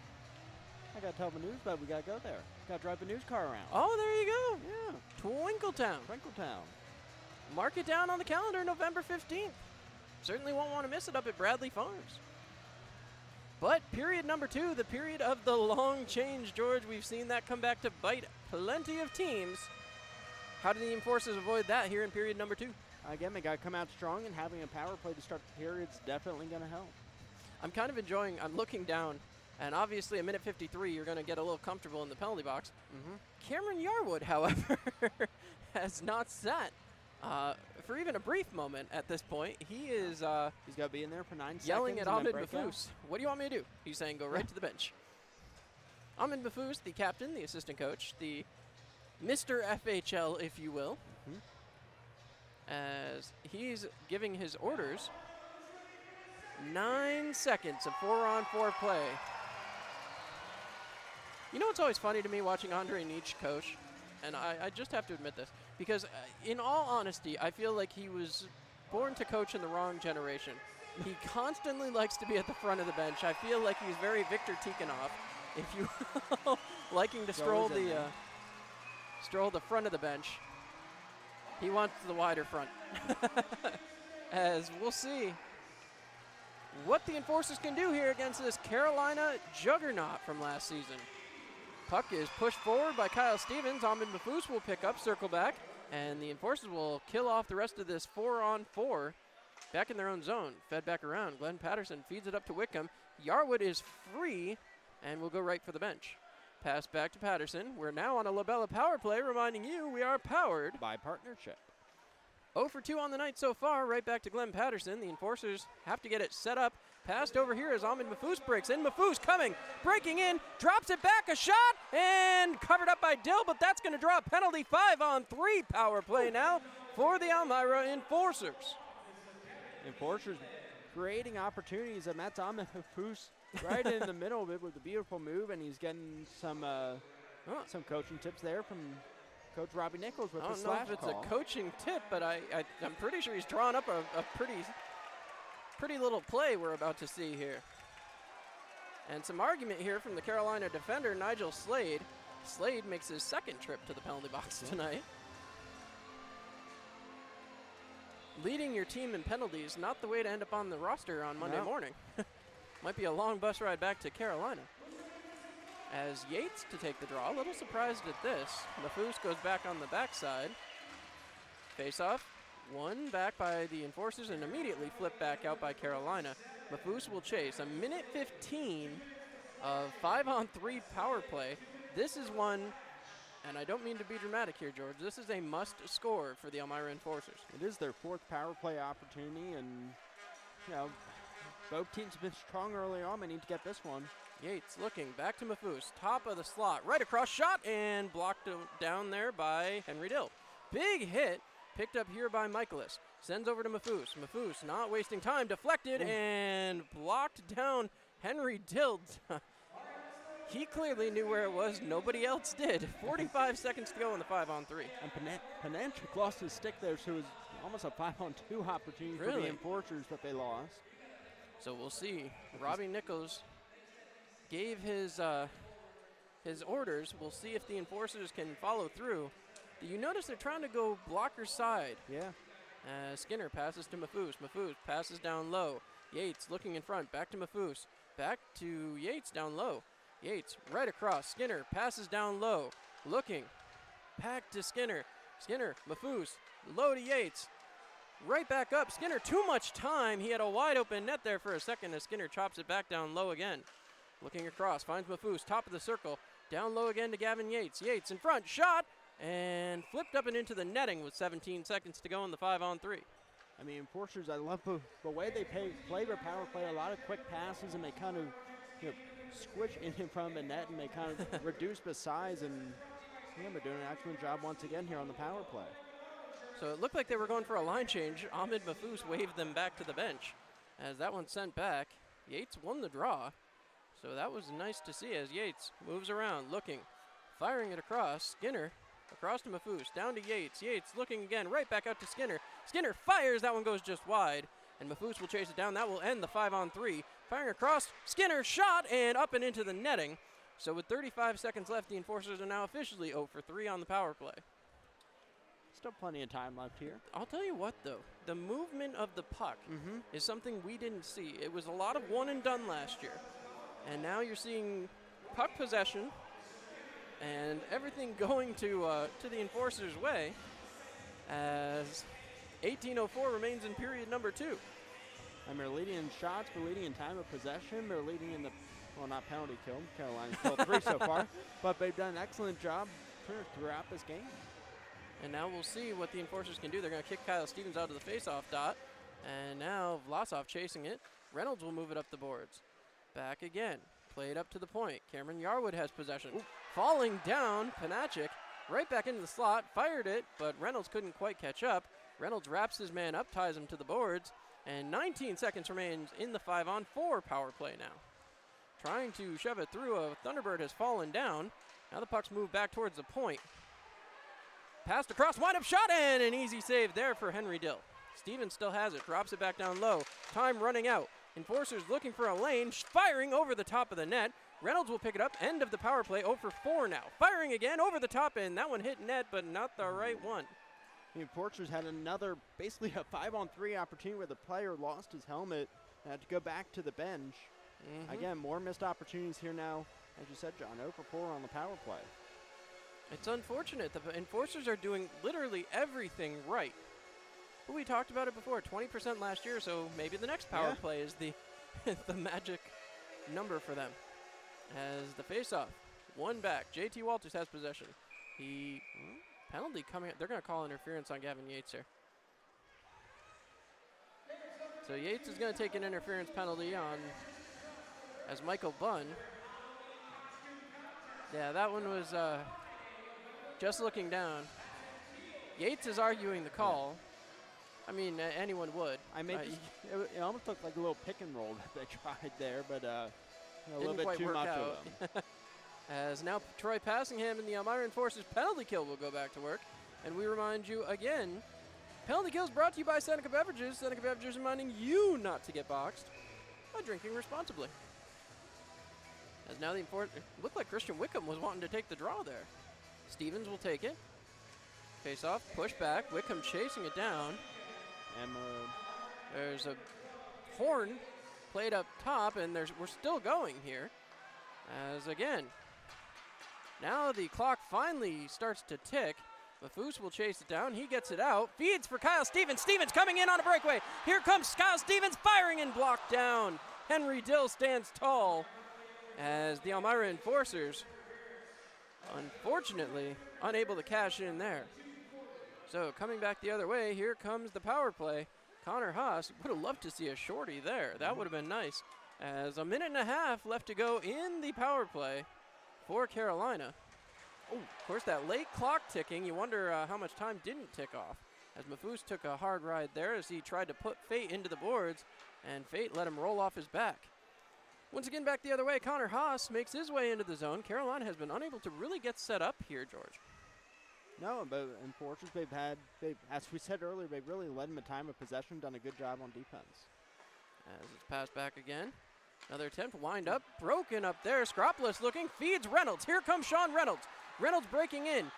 Top of the circle, shot over the top of the net. And the Enforcers, I don't know if they're just looking too high or what, but that's about the 5th time we've said over the top of the net in the first 4 minutes in the second period. So once again, coming back the other way. Puck is moved into the zone by Peter Panachik. Panachik looking back. Fed back. Broken up by Reynolds, who dumps it 200 feet, and we're down to 30 seconds to go on the PK. Chasing after it, Yanni Scropolis tried to feed it back. Thought he had Reynolds with him, didn't. As Scropolis stayed out, and Reynolds went for the line change. So now Yanni will head for the bench. We want to thank him again for being our first period intermission guest. As coming back out, here comes the Thunderbirds back the other way. Yuri Pargic. Pargic looking, having some trouble with puck possession. Broken up there by Cameron Yarwood. Yarwood feeds out. Here comes Kyle Stevens, 1-on-2 back the other way.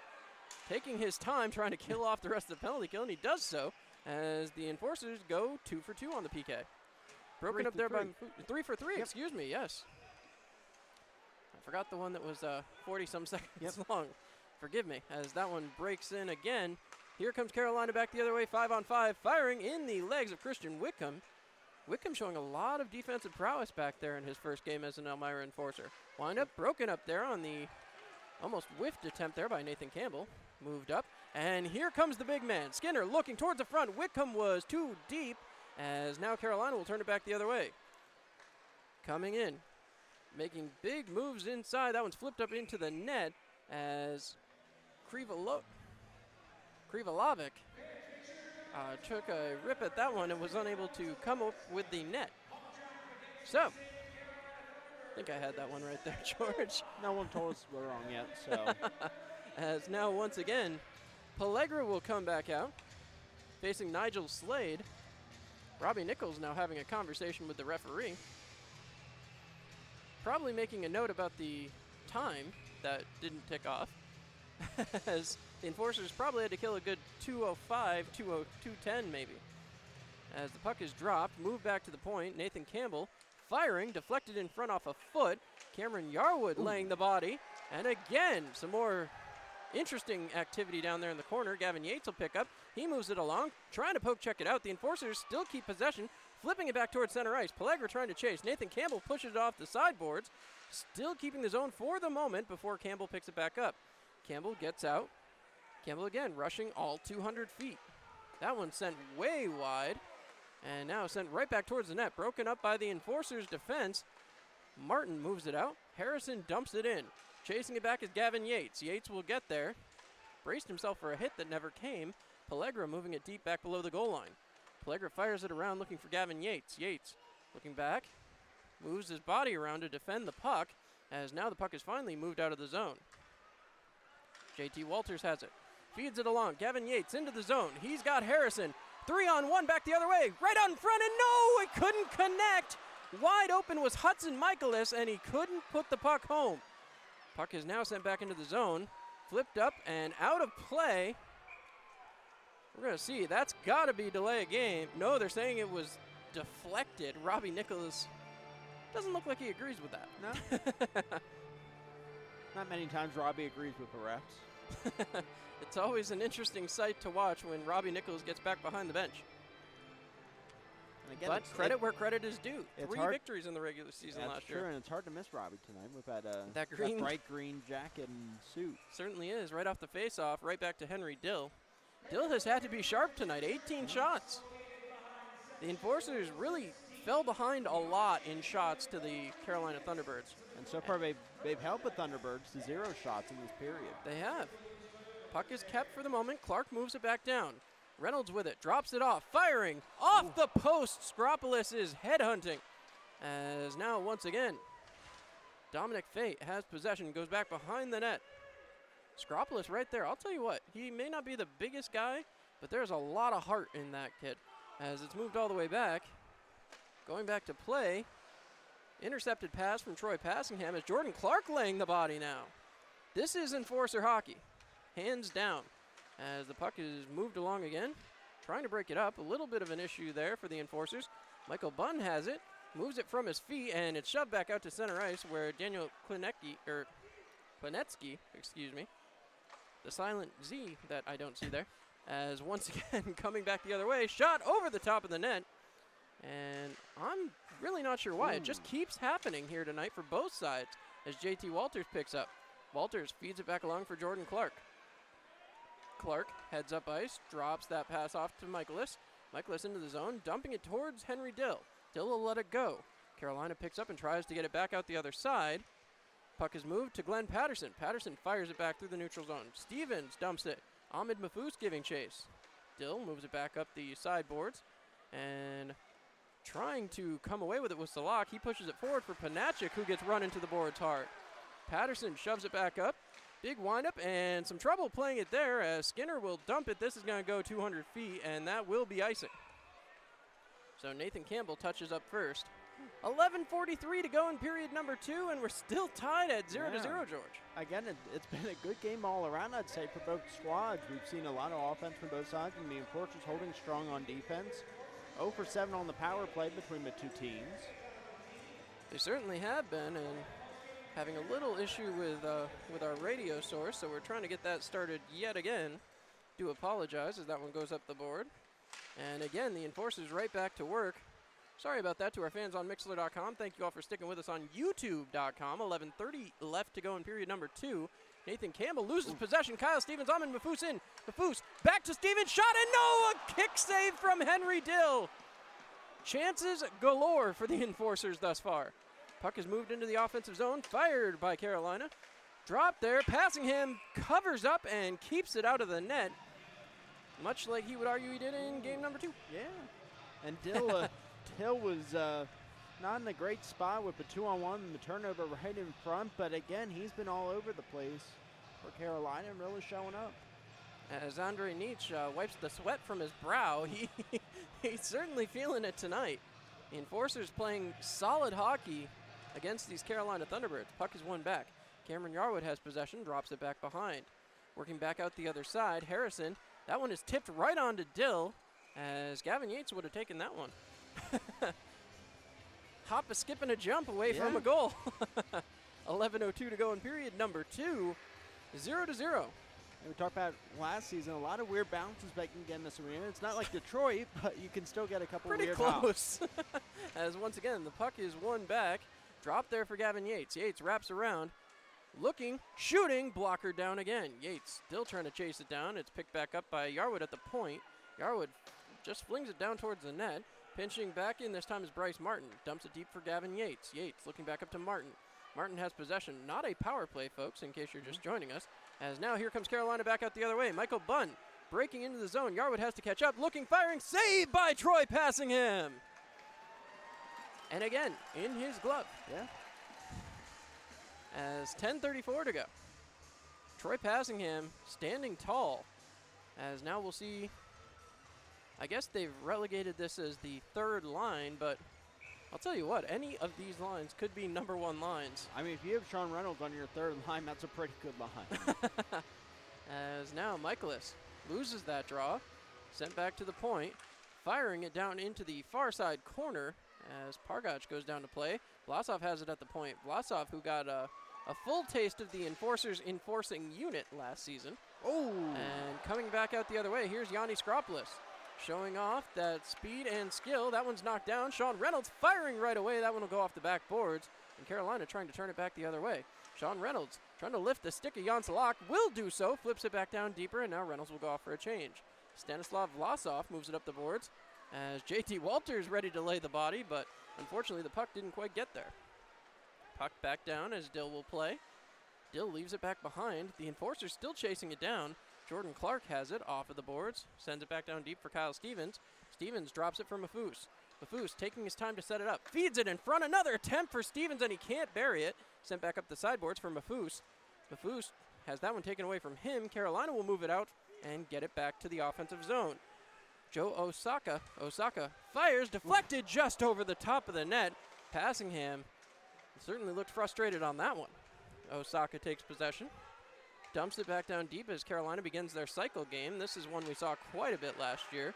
Mafous shoves his man off. Another hit there by Clark. Shoved all the way out towards the blue line. Picked up there by Nathan Campbell. Fired, and an Enforcer is down. And Jordan Clark not going to take kindly to that. As JT Walters the man. Penalty is coming. Is Clark going to... Clark must be going too. Kyle Stevens restraining his man. I think we're going to get more 4-on-4 action here, George. As Jordan Clark will earn some appreciation. I'm about to say Clark not too happy with that one.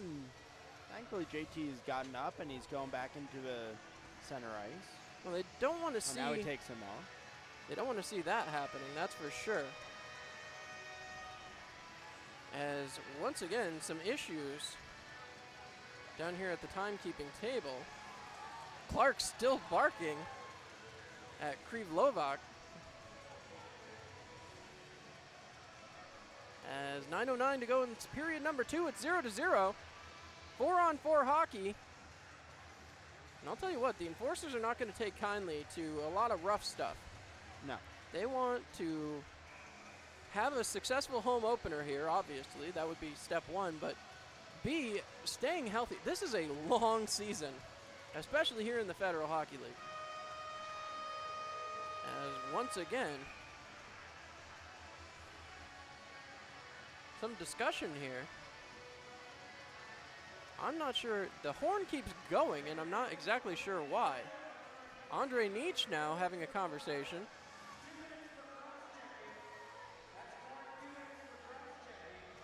Nietzsche not looking happy about something. Oh, he's now going to argue with the fans. That's not going to get you very far in this town. As out with it comes Pellegra. Pellegra's got possession. Hand pass is the call. Nietzsche's still barking about the fan. Well, I hate to be that guy, but Andre, the guys with the orange bands only control the people on the white surface. Nietzsche certainly letting the fans in Elmira here get the best of him. Although that, I'll tell you, that's his MO.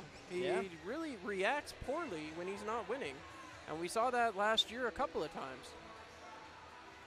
Have to see if the Enforcers can take advantage of the, I guess, non-focus of the Thunderbirds coach, as Pellegra tries to chase that one down, still trying to work the puck out.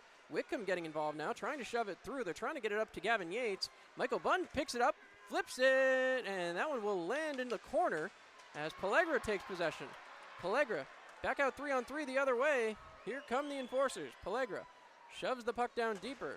Goes to lay a hit and ends up on his backside as that one shoved further down. Pellegra picks it up, has it, fires off the blocker of Dill, and I don't think any of the Thunderbirds knew where that puck even was. As now shoved back in by Glenn Patterson. Pellegra will take the line change, and out comes Ahmed Mahfouz. Mahfouz, the Enforcers captain. See if he can get things going here. As out with it comes Carolina, back the other way. Nigel Slade fires over the top of the net again. Not sure where the puck went. There it is, way up in the air as it finally lands. And Gavin Yates trying to chase it back down. Yates is shoved into the corner. Whitcomb chases after it. Carolina looking for a penalty there. Not sure how they would have gotten that one, as here they come 3-on-2. Enforcers with a chance, looking, firing, and that one will go wide. Here comes Carolina back the other way, 2-on-1. Gavin Yates trying to get there and diving for that one. Member of the Thunderbirds, the Enforcers send up Ahmed Mahfouz in on a breakaway. Here comes Mahfouz. Oh, and he's taken down. He's got a, could this be? There's the touch. Penalty shot. The captain goes to center ice, and ladies and gentlemen, the fans are loving it. Woo. If there's anyone you want on a penalty shot, it's going to be Ahmed Mahfouz. He's going to bring some beautiful moves and bring some energy in the house with this one. And both referees going to watch, as now we'll see what Ahmed Mahfouz can do here in game number 1. Here comes the captain, in, slowly moving. Comes forward, he looks, he fires, no! Blocked down by Henry Dill. Still, a penalty shot in the first game of the season. The Enforcers will take it. If you had offered the Enforcers a chance to go and take a penalty shot with anyone on the ice, that would be the man you want on it. Absolutely. Again, that was the perfect situation for them. You can't ask for anything better. Henry Dill is a fantastic goaltender. Yeah. All the credit in the world to him. But the Enforcers are coming with a lot of pressure here. We'll see what they can do to finish this one out. Right back in front. Here's Mahfouz with it again. Turns it back around. Yarwood passes across to Wines, firing. JT Walters with an easy flipper, and Dill tosses it away. 7:20 to go in period number 2 here, George. And Elmira, you really couldn't have scripted this any better for them. No, again, they've held Carolina to just 3 shots in this period. They've held them 0 for 3 on the power play. It's been an excellent second period for them. As Stanislav Vlasov now has possession. Vlasov looking, the music still playing. As once again, here comes Carolina. Through the neutral zone, both men out of the box, firing, goes just wide. Passing him, I don't think saw that one. As that'll flip back into the corner, Jordan Clark getting involved. Moved along by JT Walters. Clark has it now, still trying to push it through. He's harassed by 2 Carolina Thunderbirds. As again, more pushing and shoving. Lots of physicality, and Jordan Clark will not be shying away from that. Jan Salak picks it up, 6:44 to go. As again, puck back to the point. Carolina trying an interesting system here, as Mahfouz will go pick it up. He flips it out there, basically pitchforking, if you will. As now Carolina takes it back behind their own net. 5-on-5 hockey resumes. This one loose. An opportunity shot saved by Troy Passingham on the breakaway. As an excellent opportunity for Connor Haas. And now Patterson moves it along. Moved into the offensive zone. Drop back behind. Ahmed Mahfouz with it. Mahfouz dumps deep. Looking for Michaelis. Michaelis turning it around. He looks. Feeds back to the point. Glenn Patterson passes across. Christian Whitcomb keeps it in the zone. Fires it down low, looking for Mahfouz. That one will scroll all the way by him as Michael Bunn turns it around. Flip back down. Bunn back to Vlasov.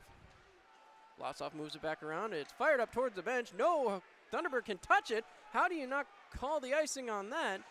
The Thunderbird couldn't touch it because it was going to be a too many men on the ice penalty. Back the other way. Michaelis has it. Michaelis sidestepping his man, looking in front, feeds it. He was looking for Skropolis, and Skropolis had skated too far. Whitcomb has it now. No, he couldn't control as here comes Carolina back the other way. 1-on-4. Oh. Not going to get far as he runs into the brick wall that is Glenn Patterson. Patterson moves it along for Sean Reynolds. Reynolds trying to chase after it. It drops. Patterson couldn't come away with it. Fed forward again. Another opportunity on a break. Stick gets in the way. Troy Passingham jumps on top and covers it up. And snake bitten is Connor Haas. George, 2 excellent opportunities. That stick lying in the way saved an opportunity there for Connor Haas. I mean, you can't ask for any better luck for the enforcers. The stick, like you said, just got in the way, and it kind of saved him right there. Well, we will take a break as the enforcers head for the second half of the game. You're listening to Enforcers Hockey on Mixler.com.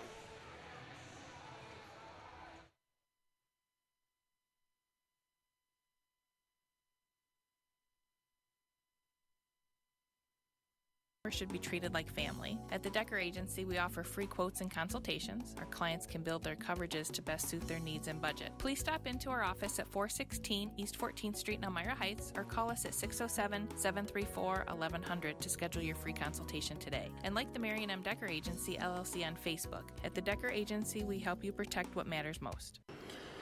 Hello, this is Ahmed Mahfouz, captain of your Elmira Enforcers. If you're looking for something to do when the Enforcers are on the road, come on down to the rec rink and take part in the Rock and Skate. It's a great night out with friends, family, and other great Enforcers fans. At just $5 for admission and $5 for skate rental, it's a real power play every Friday night, 8 to 10 p.m. Go Enforcers, go. All right, so there you heard it. The veteran of the game was just recognized here.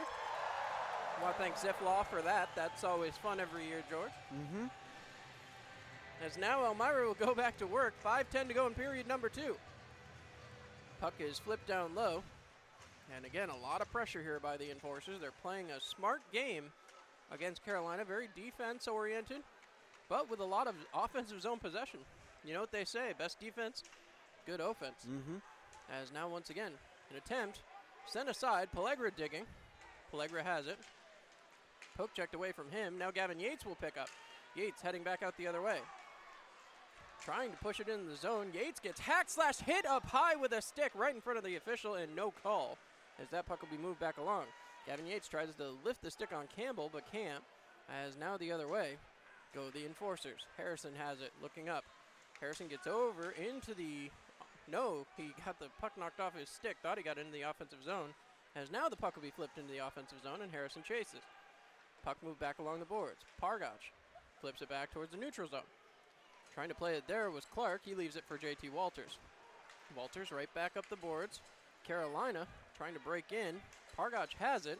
Wrapping around the net. Looking to slide one behind Passingham. Passingham gets post to post. As now again the Enforcers going to work. Poke checked out.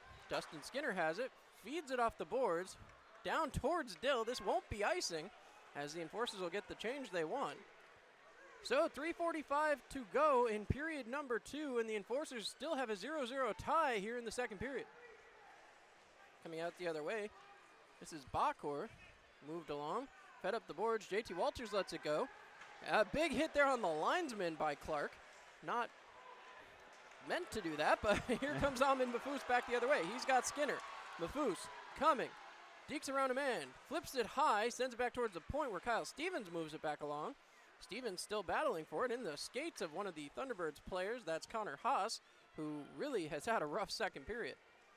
Haas has possession.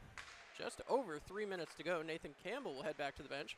This one flipped along the boards, kept in by Ahmed Mahfouz, shoved down low for Skinner. Skinner heads towards the net, right across, and just couldn't connect with Kyle Stevens.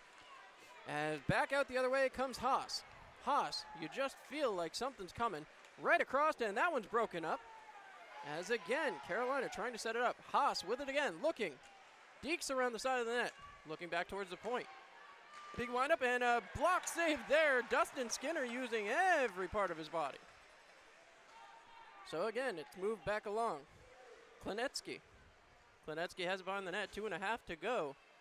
since that break, yet again, we've talked about it all last season, George, the Enforcers have to find a better way to come out of the break, because that is when they have trouble.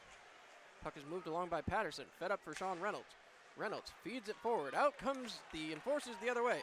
Michaelis with Skropolis. Michaelis coming and firing. Again, it's knocked down, and it's cleared by Carolina. Not the easy way as Joe Osaka comes back out. Nigel Slade with it, drops for Osaka. Osaka fires, kick save, and that one was a shot for a pass, if you will. Reynolds has it, feeds it out, can't keep possession. Big hit there in the neutral zone, fed it back along, and Michaelis couldn't come away with it, so they'll make a change as Robbie Nichols screaming for a cross check. As again, Pellegro will go to work. And one more time, the Thunderbirds will dump. Robbie very animated down there on the bench. Pellegro will go all the way back to the bench. He is not feeling good. They will wave off the icing on that as Carolina, with 90 seconds to go in the period, tries to get something brewing offensively. Panachik has it, top of the circle, firing off the skate of Yarwood. Moved along and out the other way. Stevens feeds it wide, trying to find his man Skinner. Skinner turns it back around, lifts the stick, pushes down for Stevens. Stevens feeds it back along for Skinner. Skinner turning, looking, trying to find a way. Excuse me, that's Harrison. My apologies. Harrison feeds it back. Walters across. Yarwood firing, and that one's blocked down with the chest of Henry Dill as it's moved back along. Puck broken up there by Gavin Yates. Panachik will pick up, fed up the boards. JT Walters slams it back down as Harrison chases. Harrison drops it down deep. Again chasing after it. Came back up with it, did Cameron Yarwood. Yarwood trying to fight his way through. Knocked down there by Kyle Stevens. Puck is fed to the sideboards. Jan Salak, 35 seconds to go. He feeds it wide and back the other way. Here comes the Thunderbirds looking, firing, goal. First goal of the season will go to Peter Panachik with 29.7 seconds to go. And the Elmira Enforcers trail here in the second period. Not much you could do there for Troy Passingham. A bad turnover, and Panachik just right out in front. With less than 30 seconds left here in the second. Well, it was an excellent try by Passingham. You'll watch it here on the replay. And he stretched himself out as far as he could, just couldn't knock it down. You hate to see that happen, but the Enforcers have really had a positive game here so far. They just need to keep doing the things they're doing. Face-off is dropped. Puck moved along. Yanni Skropolis feeds it off towards the far side board. Skropolis chasing after it. Fate putting on the pressure on him. Again, the puck is moved along. Back there to Wickham. Wickham fires off a leg pad. That one will go down below the goal line. Skropolis trying to get it right back out in front. Wickham will come deeper into the zone now as Carolina moves it back out the other way. 7 seconds left. They enter in, firing, and Passingham with a save on a play that was offsides, according to the linesman. 4 seconds to go, 1-0 deficit for your Elmira Enforcers. And it's pretty clear this is where it's going to end up, George. Yeah, I mean, not much you can do here for 4 seconds, you would think. But the Enforcers, a lot of positives to take to the third period here. As more hitting right there at center ice. And Skropolis has some words for his counterpart there, Daniel Konetsky. So, the Enforcers trail 1-0 as we head for the third period of the first game of season number 2. You see Sean Reynolds and Glenn Patterson both waiting down on the far side of the ice. So, 1 goal. Peter Panachik with the only one to beat Troy Passingham so far, and really can't ask for anything more from Troy Passingham. No, I mean, he did an excellent job the entire period. I mean, Enforcers defense holding Carolina only 7 shots in this period was another fantastic showing. Again, they're 0 on the power play, both sides, but again, not a bad period, just a bad turnover right in front of the net. And you just get one of those to go the other way, and yeah, everything is turned around. So, we will be back shortly here with the second intermission, which will be brought to you by Hemp Geek, your source for hemp. You're listening to Elmira Enforcers Hockey on Mixlr.com. Agency, we've got over 34 years experience in helping our clients get the best insurance coverage possible. We're local and we're trusted. We've built our business on the idea that customers should be treated like family. At the Decker Agency, we offer free quotes and consultations. Our clients can build their coverages to best suit their needs and budget. Please stop into our office at 416 East 14th Street in Elmira Heights or call us at 607-734-1100 to schedule your free consultation today. And like the Marion M. Decker Agency LLC on Facebook. At the Decker Agency, we help you protect what matters most. Hello, this is Ahmed Mahfouz, captain of your Elmira Enforcers. If you're looking for something to do when the Enforcers are on the road, come on down to the rec rink and take part in the Rock and Skate. It's a great night out with friends, family, and other great Enforcers fans. At just $5 for admission and $5 for skate rental, it's a real power play every Friday night, 8 to 10 p.m. Go Enforcers, go. Hockey is back. The Elmira Enforcers home opening weekend is Friday, October 25th and Saturday, October 26th. Friday, October 25th, it's opening night, and meet the team following the game. Saturday, October 26th, it's Domestic Violence Awareness Night, and a special tribute with special jerseys to honor Kelly Stage. Get your tickets early. Call 734-PAW. Elmira Enforcers. Serve and protect. This is Glenn Patterson with the Elmira Enforcers. Did you know that you can celebrate your birthday here at First Arena with the Elmira Enforcers? Birthdays should be a memorable event, and with the Enforcers, you'll never forget it. Call today for more details at 607-734-7825. Go Enforcers, go. And we're down here after 2 periods in the books down here with Gavin Yates. Gavin, first off, welcome back to Elmira. Thanks. I appreciate being back here. I love everything about this place, so looking forward to the season. Obviously, last year didn't quite turn out the way we wanted. You've now experienced both the highs and lows of the championship finals.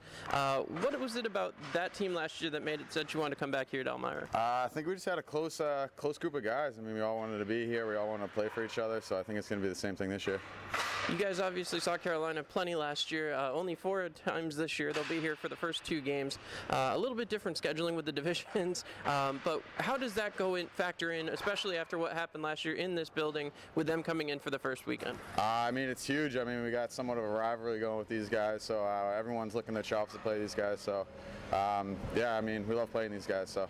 Well, we saw you come over last year from Watertown. Obviously acquired Christian Whitcomb this last offseason from Watertown, somebody you know pretty well. What is that like to come in here and see some familiar faces, maybe not from last season, but from your other team last year? Yeah, it's always good. I mean, Woody's a great guy. He's solid on the defensive end, so it was a big pickup for us. Obviously, offense is kind of your game, and that's what we saw a lot of last season. How do you continue to carry that on year after year? Just pick my spots. I mean, I'm learning to play without the puck a lot, make some more space for myself, so really been working on that. The summer's obviously a long one, especially after a loss like that. What did you do to kind of get ready for this season? Just hitting the gym a lot, doing a lot of stretching. I skated like twice a week, so just ready to get back at it. Well, getting back in here with the team, did it kind of take any time to adjust, even with the new members, or was it kind of just like getting back on the ice again? No, not really. I mean, we all got one goal, so I think we're all in the same boat here, so it's pretty easy. All right. You guys. All right, well, thanks so much, Gavin. I appreciate it. I'll let you get back to the team. We'll be back here on the Mixler.com Intermission Report. Right. Great teammates can be hard to find. The ones who give their all. Every bit of heart, talent, and commitment. When you find those players, you know they're special. They're great athletes and friends. They can help your team win. So, should it matter that they're a certain race, a different religion, where their family is from, or whether they're straight or gay? At You Can Play, we think an athlete's contribution to a team sport matters more than any other way you might look at an athlete. From the perspective of a teammate or a fan, You Can Play is committed to making locker rooms safe and sports venues welcoming for all athletes, based on their heart, talent, and commitment, and nothing else. Because if you can play, you can play. Visit youcanplayproject.org for more information about how including all athletes for who they are encourages honesty and teamwork and makes all sports better. If you can play, you can play. This is JT Walters with your Elmira Enforcers. I love getting out in the community here in Elmira, but I also know it can be hard to find things to do. We at the Enforcers have a great fix for that. With deals for groups of 10 or more, Enforcer games can be a great and affordable time for you and your friends to come out and enjoy downtown Elmira. Go Enforcers, go! fresh off the Evan Davies tournament in Waverly, Hemp Geek is pleased to announce 2 new locations just inside the Arnott Mall in Big Flats, and now Hemp Geek of Owego celebrating their grand opening on Lake Street October 19th. Hemp Geek offers discounts to military veterans, first responders, and seniors, along with the lowest pricing in the CBD market. Hemp Geek, your #1 local CBD specialist in the Twin Tiers.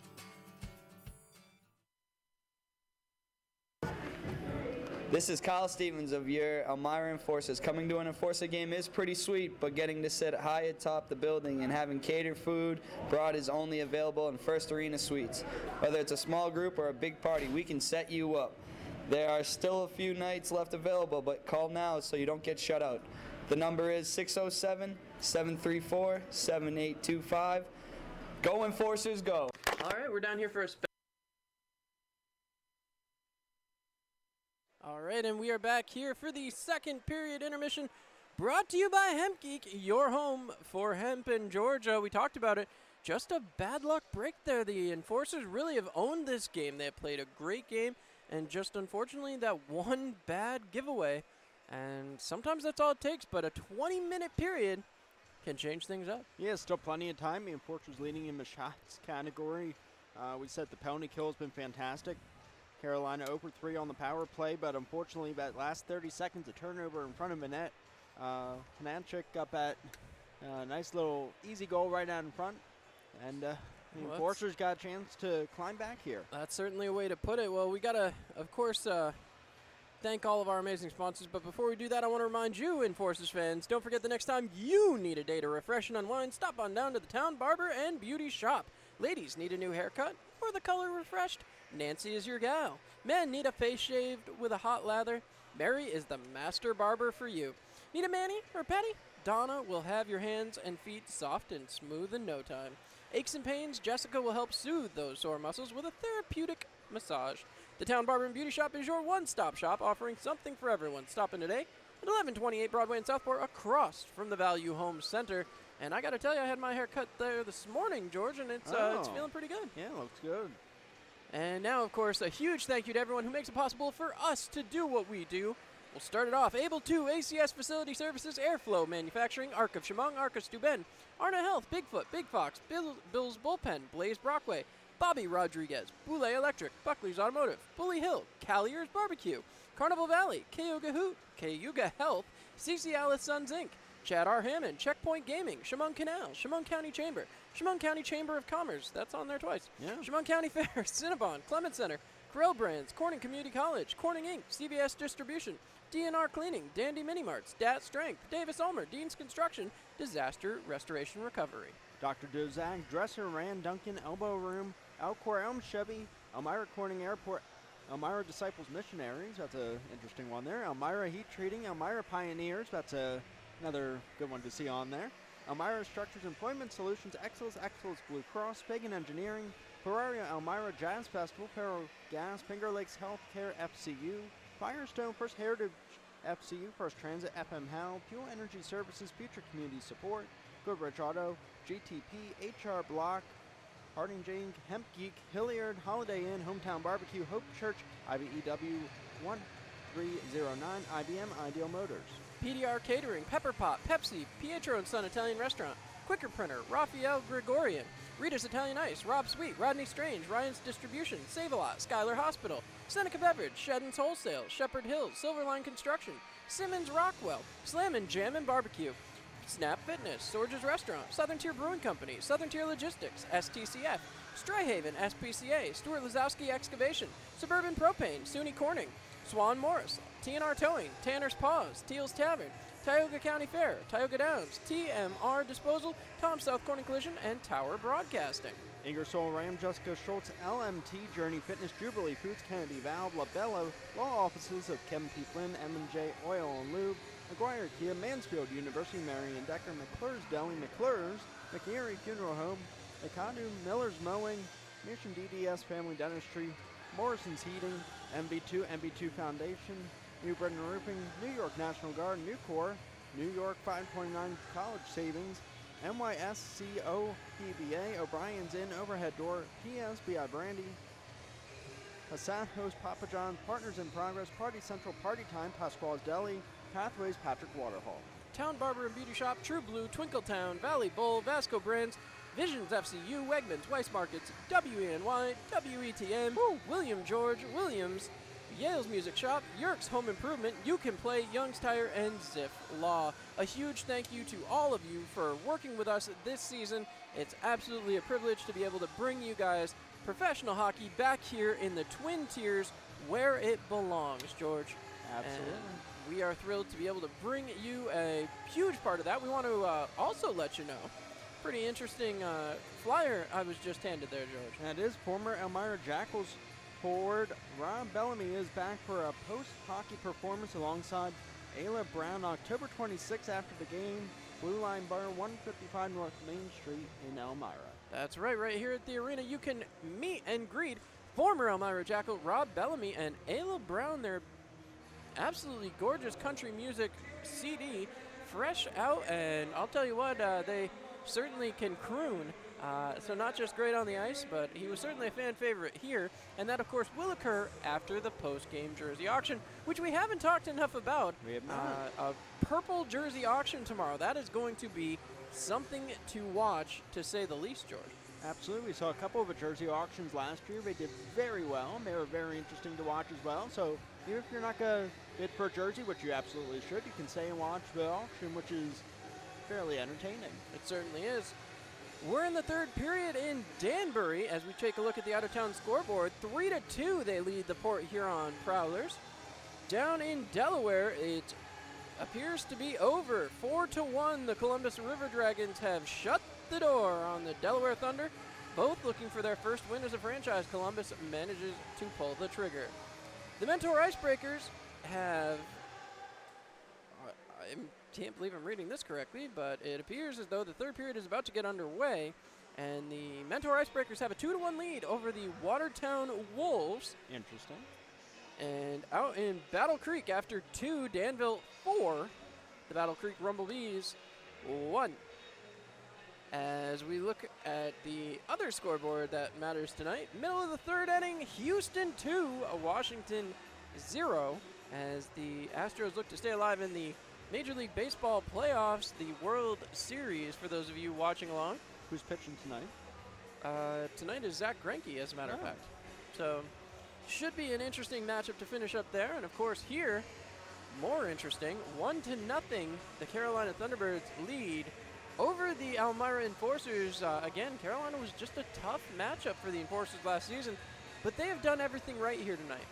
They have. They've taken advantage of the opportunities that the Enforcers have presented to them. At the same time, the Enforcers have played strong on both ends of the ice. They've controlled the puck for most of this game. Again, 0 for 4 on the power play isn't great, but again, 3 for 3 on the penalty kill is fantastic. A little, turnover in front of the net is the difference in this game, but hopefully the last 20 minutes can turn towards the Enforcers' way. You know what they say, eventually something has to give, and the way the Enforcers have played this game, something's got to give, because they have dominated this game, and the Enforcers certainly deserve a better fate here tonight. We'll have to see what they're able to accomplish here in period number 3. We want to thank everybody who's joining us on YouTube. This is a brand new foray into the league this year. YouTube free video, so we are also still on 100 and 100 watch. Sean Reynolds still looking for that 100th point in 100 games, and we'll hope he gets the opportunity to complete that feat here tonight, George. Yeah, it would be a great opportunity. The first game here in First Arena of the season, and perfect 100 and 100 for Sean Reynolds. We would love to see that, and well, really, we'll take it from anybody the Enforcers can land a goal from.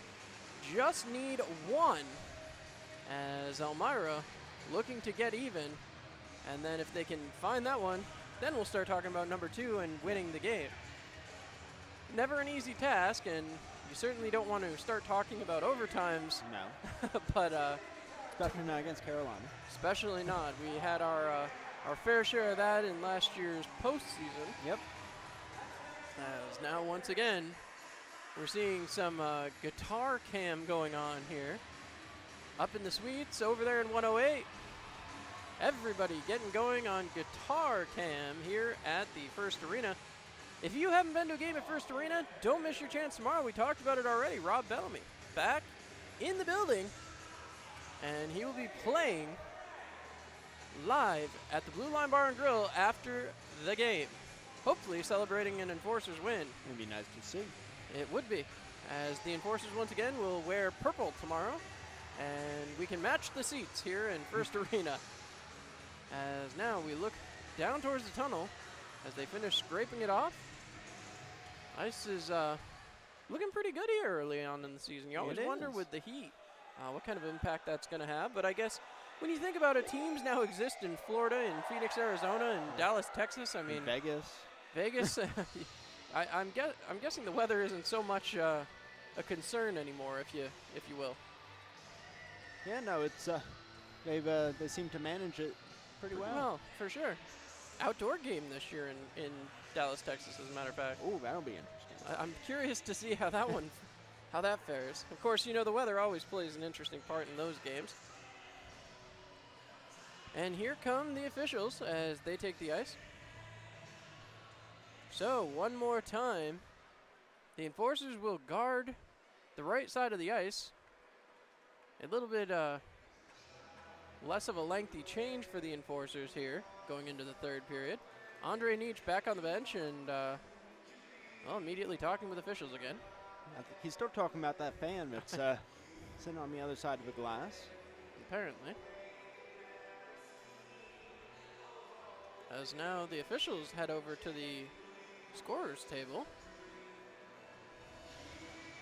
Curious to see what this may be about. We're down to 1:20 left to tick away on the third period clock here.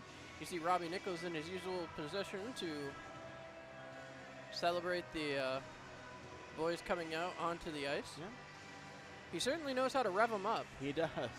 It's great to see. It roughs them up as they come out. Certainly does. Here he comes. As now you get a live shot of it there on YouTube. As Robbie Nichols giving everybody a little pat as they head out to the ice. For sure. So, Carolina retakes the ice, and the Enforcers, you have to imagine the push is going to be on here right from the get-go. As now, as once again, Enforcers take to the ice. Zamboni door is now closed. Took a little extra time there. Yeah. Robbie Nichols heads back for the bench. And we'll see. The Enforcers are going to have to find a way to solve Henry Dill. Haven't been able to do it thus far. Had a couple of, I almost said bona fide. Yeah. I guess that would be the correct word here. Yeah. Bona fide chances, but just have been unable to sneak one by. Yeah, Doe hasn't been in too much of a pickle thus far in this game. I've been saving that one for a goal, but haven't had the opportunity yet. Hopefully that comes here in the third. And we'll see how the Enforcers choose to start off. I've been sitting on that pickle one for a while. I kind of figured when you said it, I was like, yeah, that one's been in the chamber for that a one's been bit. in the chamber for, for about 2 hours. I just had to let that one out. Well, Dill has been phenomenal against the Enforcers in his career. And now the Enforcers need to get things going here. As you see that quote-unquote first line, Robbie Nichols not behind the bench at the moment. Curious. Up, there he comes. Here he is. As now Kyle Stevens will lose his first opening draw of the evening. Stevens, I got to give it to him. He's been phenomenal here in this faceoff circle as Michael Bunn starts out. And the puck is chopped away by Glenn Patterson. Patterson pushing it up. Finds his man and passes it out as Skinner gets it to Mafoose. Mafoose feeds it forward, and now Kyle Stevens will be in on the chase. Henry Dill will cover that one up, not wanting to give Stevens a chance. As now...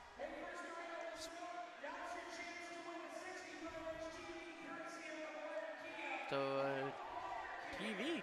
Interesting. Yeah. Didn't even know this was going on. Now all kinds of surprises here tonight. For sure. Face-off won back by the Enforcers. Wickham unable. No, he can't keep the zone, as that one will be moved along. Wickham fighting for it, trying to earn his ice, as now again another chance for Carolina, set up down deep. Wind-up shot, moved aside there by Passingham, as once again the Enforcers going back to work, trying to defend their net. Right back out in front, Wickham battling, as that one sent back to the point. Here's Carolina's pressure again. That one's knocked down and unable to be controlled as that puck sent around the near side boards.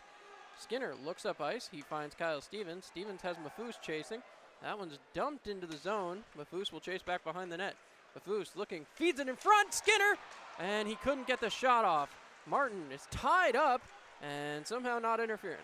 Coming back the other way, Yarwood points as that one's going to be offsides.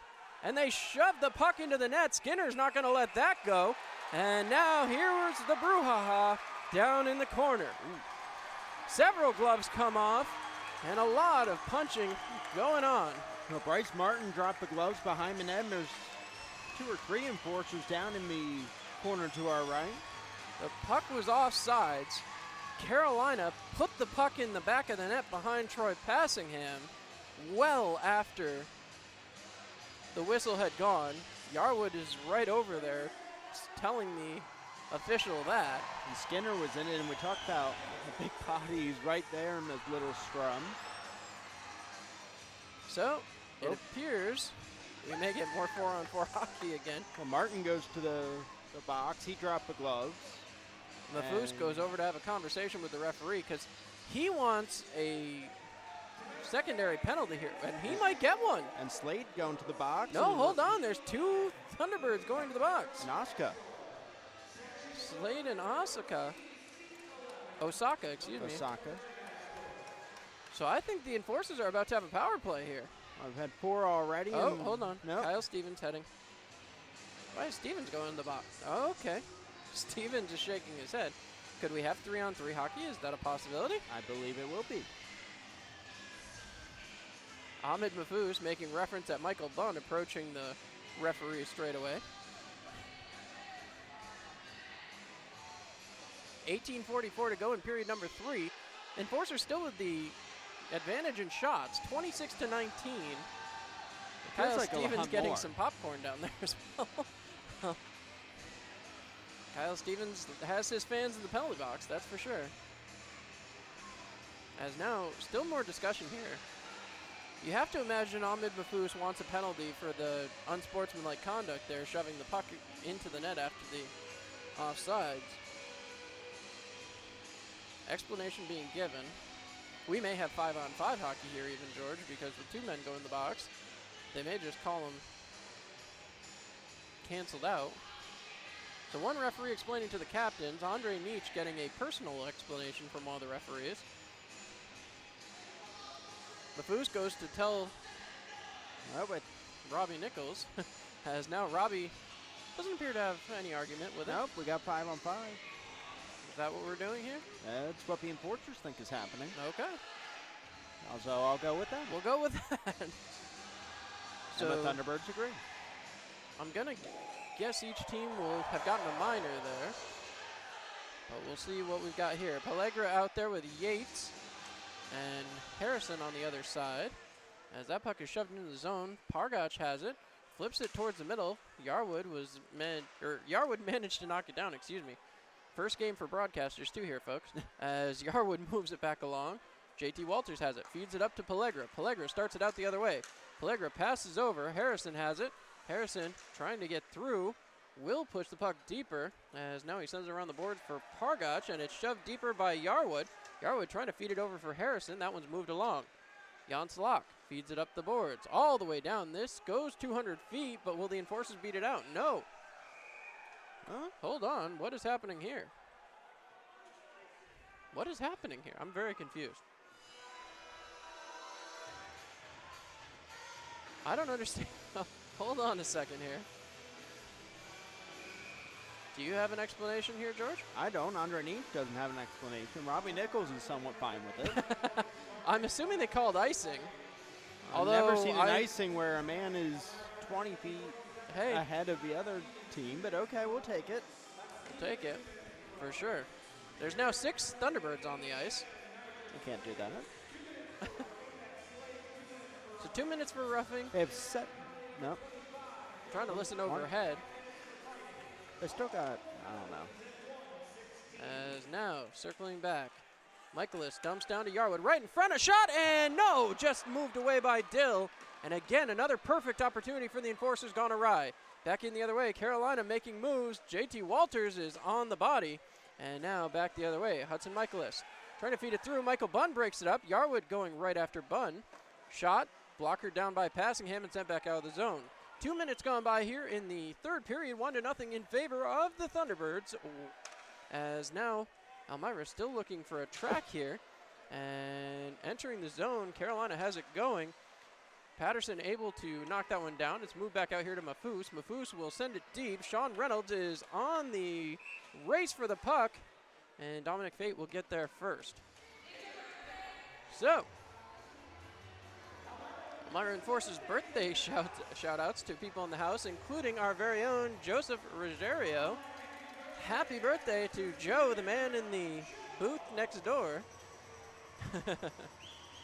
As now, Mafus out there has to change things up with one of his line mates in the penalty box. One back to George Holt, the former Watertown Wolf. Moved to the side. Skropolis trying to chase it back down.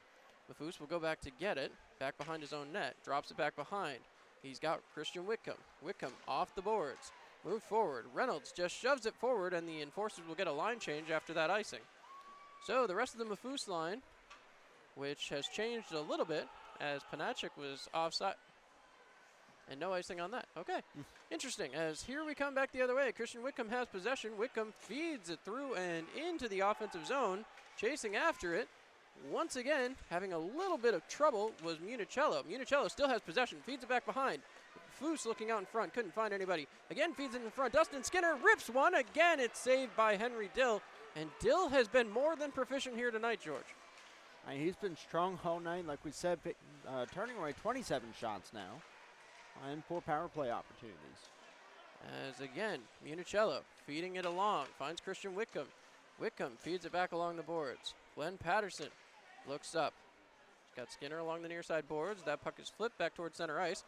Not easy to play for Bachor, as the puck is moved in by Michael Bunn. Pushed aside by Patterson. Patterson has to watch out for that stick there. Fed up. Knocked down there by Ahmed Mafus, who had a penalty shot earlier on tonight. As the puck is moved along by Stanislav Vlasov. Vlasov feeds it up. Here comes Carolina back the other way. Trying to make a track for the net. Working their way in, Daniel Martin passes down low. Michael Bunn off to the side. Losing his footing was Vlasov. Pellegra has possession, feeds it out for Gavin Yates. Yates chopped at and back the other way. Here's Mafus, feeds it across. Pellegra with time. Possession, trying to get the shot off and it never comes. Pellegra digging for it underneath a body. Right back out, Gavin Yates has it. Yates looking, took too much time to pass to Yarwood. Feeds it in front, another attempt. Right back behind the net, right to Yarwood. Tries to put a shot on, he can't come away with one. Yarwood still has possession of the puck, and this is the Enforcers we saw in the first period. Pellegra with possession. Dumps it down deep. Chasing after it, and it's sent right back out to the front of the net where Pellegra will pick up. Pellegra looking. Feeds it back behind to JT Walters. Walters across to Yarwood. Yarwood tries to feed it across, broken up. Right back onto JT Walters' stick. Feeds it down low to Gavin Yates. Yates circles. Yates drops it down low again for Pellegra, who gets pinned to the boards roughly. Right back out to Gavin Yates. Yates looking, feeds across to Yarwood. Yarwood right back to Yates. Yates top of the slot. Fed back over to Yarwood. Yarwood across. JT Walters feed, shot down, kicked into the corner by Vlasov. And that'll go 200 feet. And they're not going to be able to make a change. This will be icing as it's touched. And they're not going to let Carolina get away with this change. As now again, there's Joe up on the Jumbotron.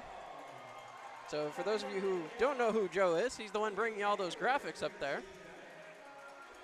So, not going to let these changes occur as Vlasov will be sent back out. And Carolina arguing, obviously, as Elmira needs to take advantage of this faceoff, George. Absolutely, and they look good on that little stretch there.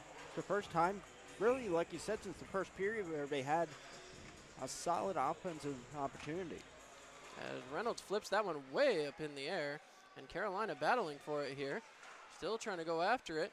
Kept in by Whitcomb. Whitcomb shoved down hard, no penalty. And again, out the other way, shot goes wide of the net. As that happened directly in front of the referee as puck is moved along. Here comes Yanni Skropolis. Skropolis and Reynolds breaking into the zone. Skropolis looking, feeds across. Dill can't handle the shot as Skropolis still battling for it. Having some trouble from one knee as George Holt circles back behind his own net. Holt getting pressured there by Skropolis. Drop back behind. Fed back up here by Nathan Campbell. Puck is moved out. Deflected forward.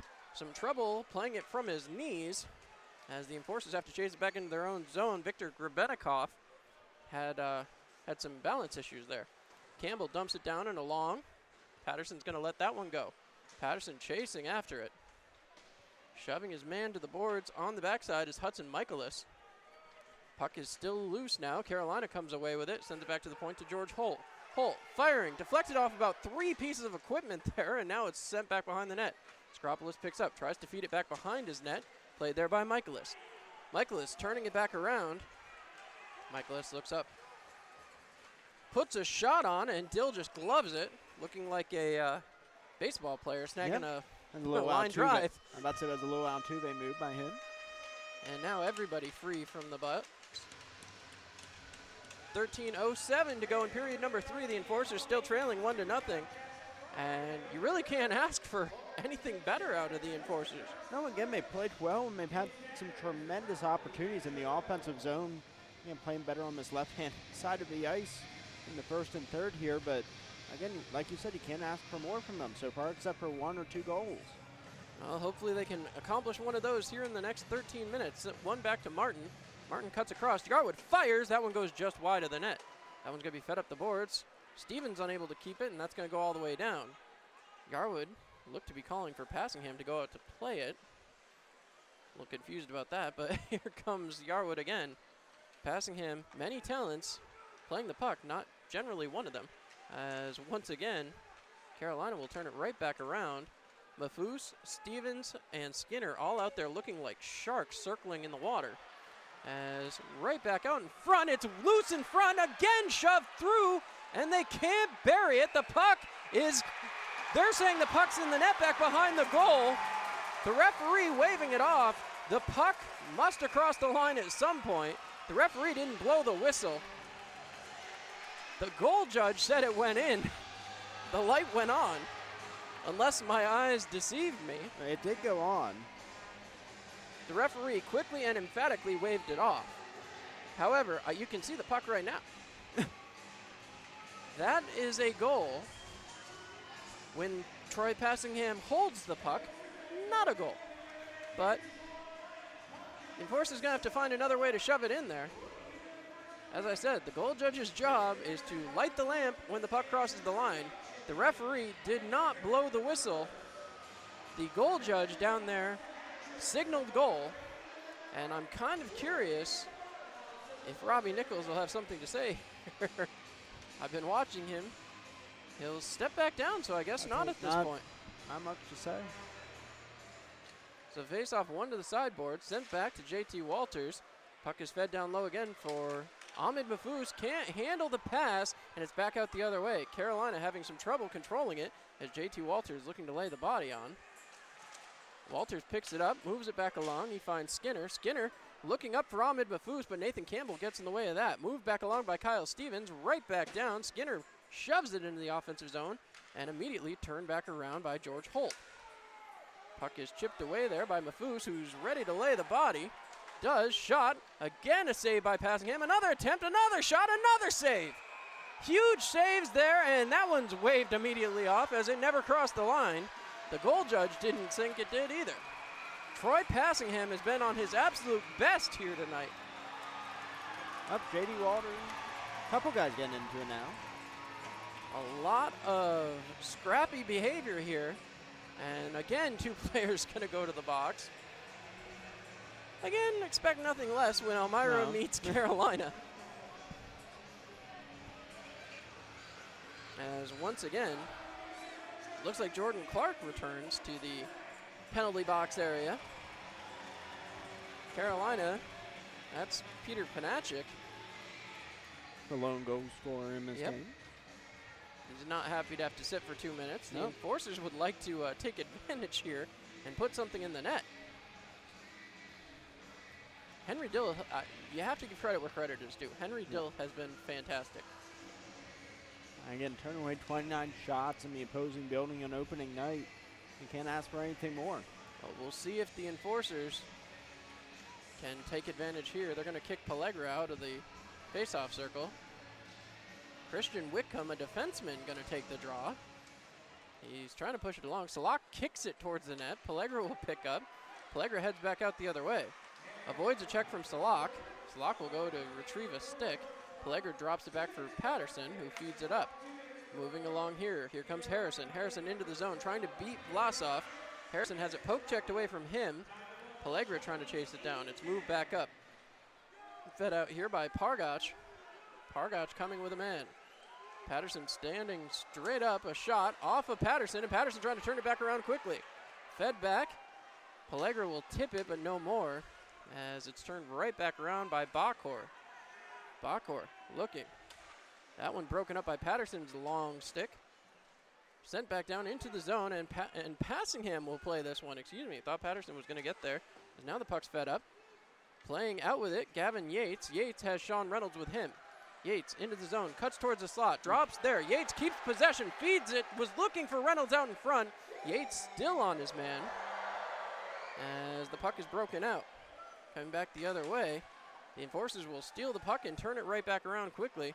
Gavin Yates. Almost halfway through the third period here, the Enforcers still trailing 1-0. Yates will dump, Yarwood will chase, Dill plays it back behind the net. Dill feeds it up the far side boards, trying to play it there, as now Yates will have to chase. Coming back the other way, this is Krivlovikov. Shot, and off the side of the net. Again, an issue as Passingham with another huge save, another shot, and that one goes wide. As now Martin trying to beat it out. Martin held up there briefly, as Carolina will now kick the puck. It's right back in the zone. Sean Reynolds has possession. Reynolds gets run off the puck. And now a penalty upcoming on Carolina. I mean, it took down Martin right at center ice, and a fifth power play opportunity here for the Enforcers. So 4-on-3 for 10 seconds, and we go to a Labella power play. Labella reminding you we are powered by Partnership.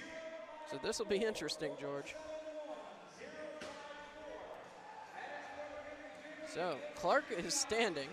He wants to get back out as quickly as he possibly can. A little hard to blame him there. You want to get in there and get it done. Yep.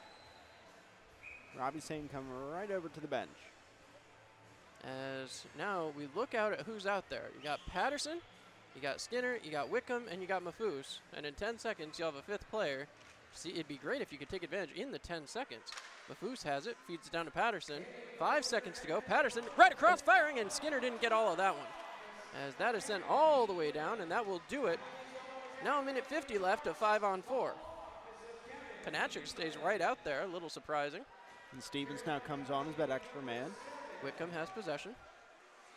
He sends it in, but the linesman stops that one from going any further. All the way back down. Chasing it down is Nigel Slade. Slade, who's been notable for his presence on the score sheet tonight, but on the wrong side of it. He's been in the box quite a bit. Sent along to Skinner. Skinner into the zone. Stops.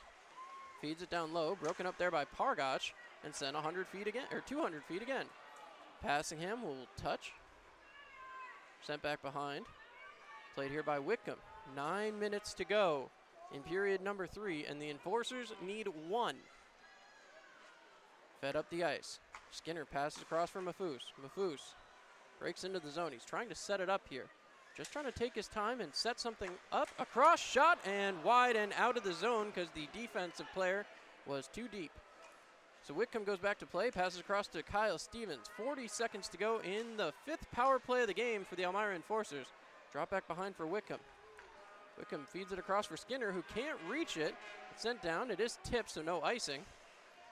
30 seconds remain in the man advantage. Here comes Bunn, 2-on-1 back the other way. Whitcomb trying to stop any possession here, and it's broken up, and back come the Enforcers.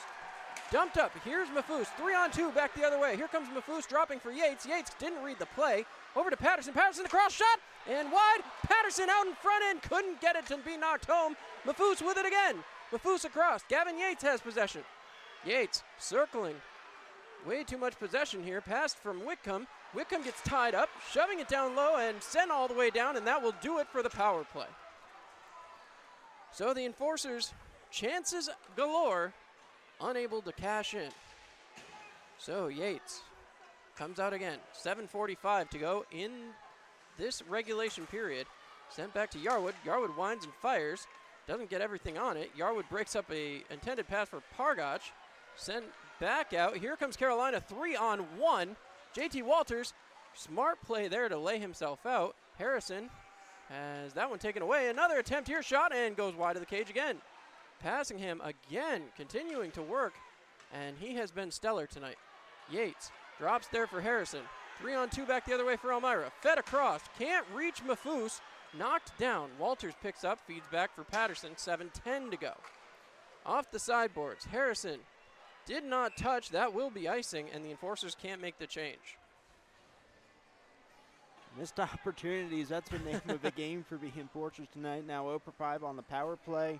They were leading so far in shots, but now Carolina has climbed back to the shots category, and we're only behind by 5. As 7:05 remains in period number 3. You have to wonder what the Enforcers can come up with here. Robbie Nichols working on diagramming something on the bench there. That one's fed around.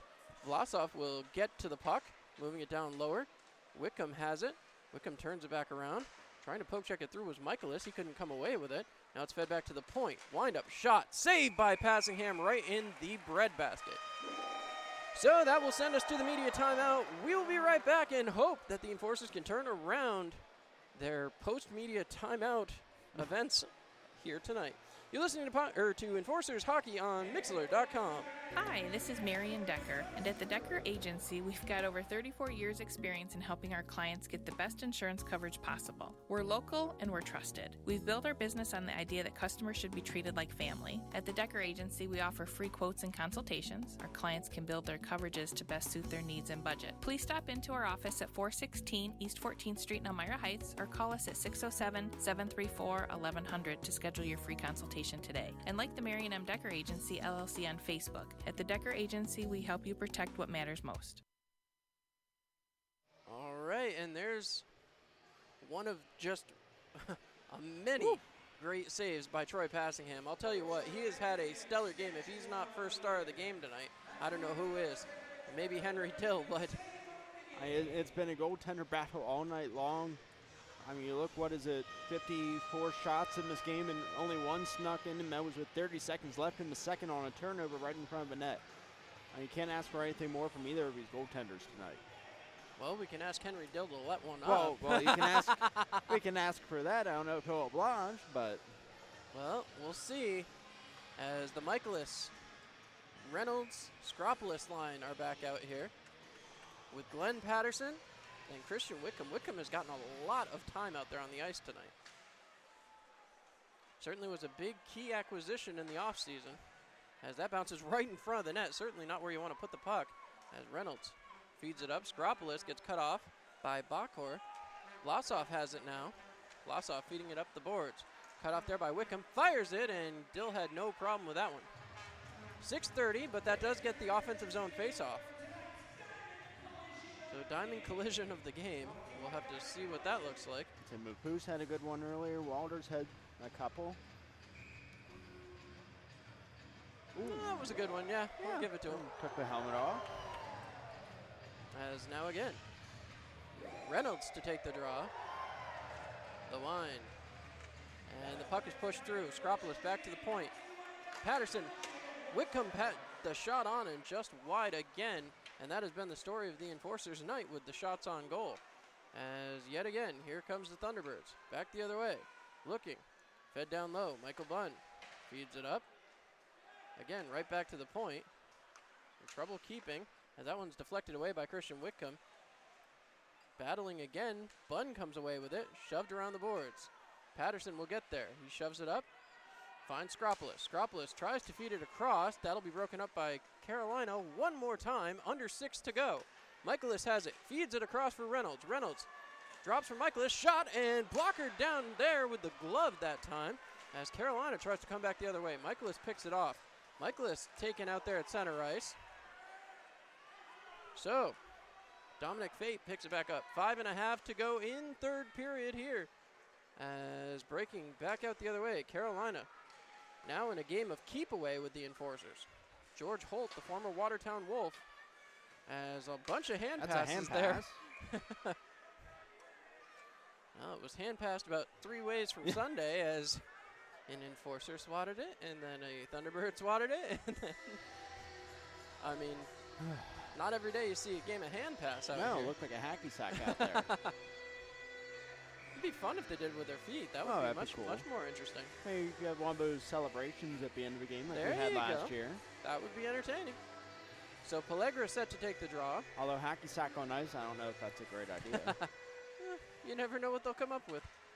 As now Nathan Campbell sends the puck up the board. That one's going to go down, and JT Walters sending Yarwood into the corner. Fed back out, a shot, and blockered back behind. That'll be fed up the boards for Gavin Yates. Yates digging for it. Yates still in there, and some rough stuff going on over in the corner, and that is not too surprising here tonight, George. No.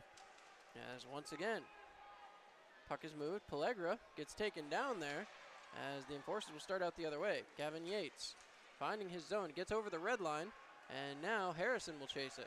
Harrison feeds it back behind for Gavin Yates. Yates looking, still looking.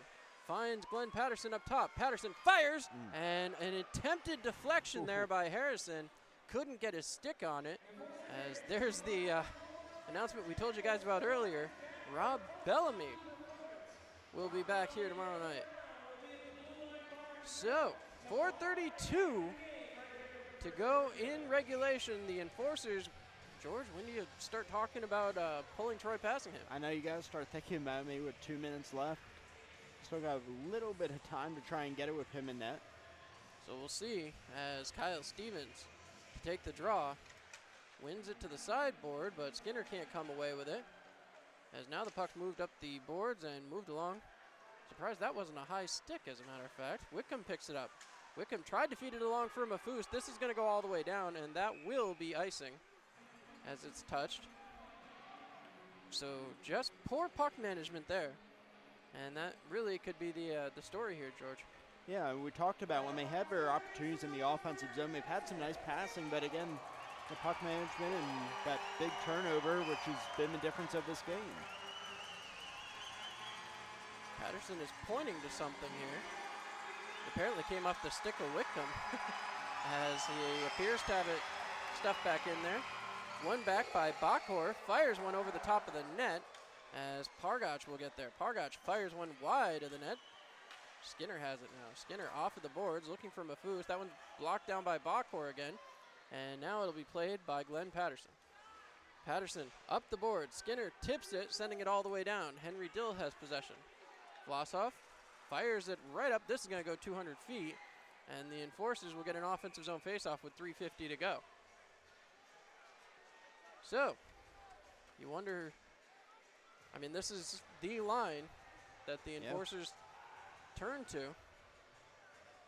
As now they're going to set up on the left-hand side of Henry Dill. Kyle Stevens takes a long look. Stevens comes back set. Puck is one back. Wickham moves it down lower for Stevens, who lets it go to Mafus. Mafus still with possession. Top of the circle, tried to drop for Wickham, keeps possession, moves it down low. Stevens digging for it. He gets shoved off. Puck is moved up the boards.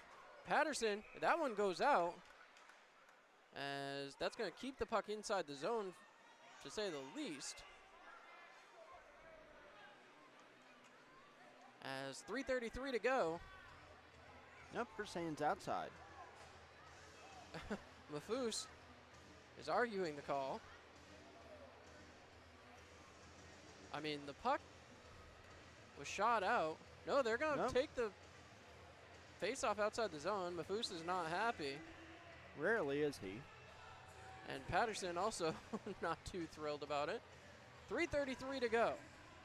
Face-off is dropped. Mafus trying to stretch his stick out. Dominic Fate will chase it down.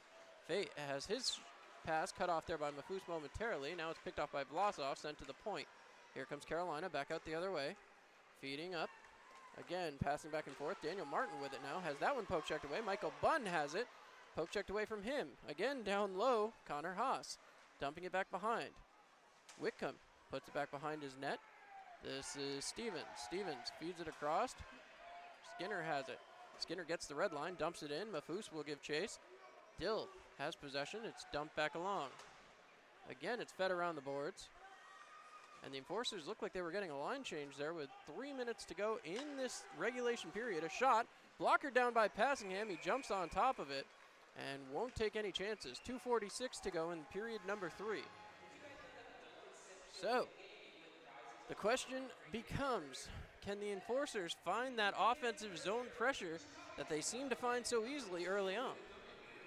They need to find it soon. I mean, if it can at least get a face-off in the offensive zone, maybe within the next minute, but that's when you consider pulling Passingham as well. As the shot deflected down and through, chasing after it was Michaelis. Again, the puck is loose along the boards. Picked up and moving it out is Michaelis. Michaelis passes to Yarwood. Reynolds fell down there as Skropolis now giving chase. Nathan Campbell trying to put the body on Skropolis. As again, knocked down. Here comes Carolina back out the other way. Yarwood backing up, looking, trying to send a pass across. Move back out here, and here comes Michaelis. 3-on-2 for the Enforcers back the other way. Michaelis stays onside, shot, glove save there by Dill. He bobbled it, but managed to come up with it. 2:09 to go, and Passingham was looking towards the bench. He caught it there, a little double clutch from him. The Enforcers, who've had a couple pucks bounce against them, they're hoping just a little bounce of the leather would go their way. Just need one. I mean, 2:09, again, maybe a little early to pull Passingham, but you have an offensive zone opportunity. And they are somewhat rare. We'll have to see if the Enforcers can do the deed here. Michaelis lines up for the draw. Pushed back. Sent around the board. Jan Salak will get there. He's pressured. Yarwood keeps it in the zone for a moment before it's turned over quickly. Yuri Pargach sends it on Passingham, who has some trouble controlling it himself. Picked up by JT Walters. Right back on Passingham, and it's loose. And the referee lost sight of the puck and might have just kept this game in reach for the Elmira Enforcers. So, the clock keeps ticking down. The Enforcers need to find a way to ramp up the offensive pressure, George. Yeah, we haven't seen it for since the media timeout. There hasn't been much opportunities for them on offense. That has been a rough spot for the Enforcers thus far. That media timeout in their existence. Patterson up the board. Stevens will tip it in, so no icing there. Reynolds is back out here with Stevens and Mafus. Reynolds has possession, feeds it along back for Whitcomb. Whitcomb looking, passing down the boards. Passingham out of a crease, but staying in. Passingham almost up to the hash marks now, as Mafus feeds along for Stevens, tried to feed it right in front of the net. Reynolds comes up with it. Reynolds trying to dump back down. He gives to Stevens. Stevens dumps back, and they begin the cycle. Right down to Mafus. Mafus feeds it back towards the point. Patterson looking, feeds it all the way across. Whitcomb has it. Whitcomb firing off the back of Sean Reynolds, and Carolina will come back out the other way. 1:05 to go. You have to imagine another offensive zone push, and Passingham will go. Another shot blocked down there by Passingham. Right up to Kyle Stevens. Feeds it off, and that one's blocked down. Carolina keeps possession. Another shot, another kick saved by Passingham. This one sent up high. Michael Bunn with it. Shooting saved by Passingham. And Passingham gave a shot at the passing Carolina player, Jan Salak. And Michael Bunn was a pain for the Enforcers in the playoffs. And he comes right back with a great opportunity for the Thunderbirds with 50.3 seconds left. I think we're going to have a timeout here for the Enforcers. I would agree with that. As now Robbie Nichols officially calls timeout. Kind of held off there for a couple of minutes. So we'll see what Robbie Nichols draws up when we come back. You're listening to Elmira Enforcers Hockey on Mixlr.com. Hockey is back. The Elmira Enforcers home opening weekend is Friday, October 25th and Saturday, October 26th. Friday, October 25th, it's opening night, and meet the team following the game. Saturday, October 26th, it's Domestic Violence Awareness Night, and a special tribute with special jerseys to honor Kelly Stage. Get your tickets early. Call 734-PAW. Elmira Enforcers. Serve and protect. All right, fans, don't forget, tomorrow night, the Enforcers play their only other game against the defending champion Carolina Thunderbirds here in First Arena all season long. You won't want to miss your chance to be here, especially on Domestic Violence Awareness Night. Purple jerseys will be up for auction after the game. So, right now, the story of the game, one bad turnover. And the Enforcers are not happy about that. They have got to find a way to do something here. 50.3 seconds to go. Step one, get the puck into the offensive zone. All right, Kyle Stevens getting low. He will lose the draw. Shot quickly. Passingham makes the save. Yarwood has it. Yarwood passes along the boards for Gavin Yates. Skinner's ready to jump if they pull Passingham. Yates drops back for Yarwood, drops back for Yates. Yates along the boards. Nobody up there at all, and Carolina coming in yet again. Another attempt, blocked down there by Yarwood. Sprawling in the middle of the ice. Shot, save again by Yarwood. Cameron Yarwood playing defense all by himself. This one flipped forward. Gavin Yates knocks it down. 20 seconds to go. Now Passingham will go as well, as now here comes Carolina back the other way. Patterson looking, breaking, shot and a goal. Carolina, with 12 seconds left, will go up 2-0 as Daniel Kliznicki will put that one away. 2-0 Carolina. And the fans are starting to head out of First Arena. The disappointing opening night, obviously, where it appears the Enforcers going to get shut out. Carolina's come back in shots. At one point, the Enforcers were up way up there in shots. They had 15 in the second, but since then, just not the opportunities, and we have a laundry list of missed opportunities for the Enforcers tonight. Well, a lot of credit to the Enforcers. They played a sound game. I mean, they got the defense they wanted early. They got the pressure they wanted. They just couldn't beat Henry Dill. So some days you just got to take your hat off. And with 4 seconds to go, it appears the Enforcers will do just that, giving Henry Dill his first shutout of the season. So congratulations to the Carolina Thunderbirds, who closed the door on your Elmira Enforcers. However, again, George, we got to talk about it. The Enforcers did a lot of things right. Everything that they could do but win this game. The offensive pressure was there. The opportunities were there. I mean, they played a solid game, and if they continue to play like that all season, they're going to win a lot of games. However, you just got to get to that point. They dominated the first period. They had 10 shots in the first period. But I talked about a laundry list of missed opportunities. 0 for 5 on the power play.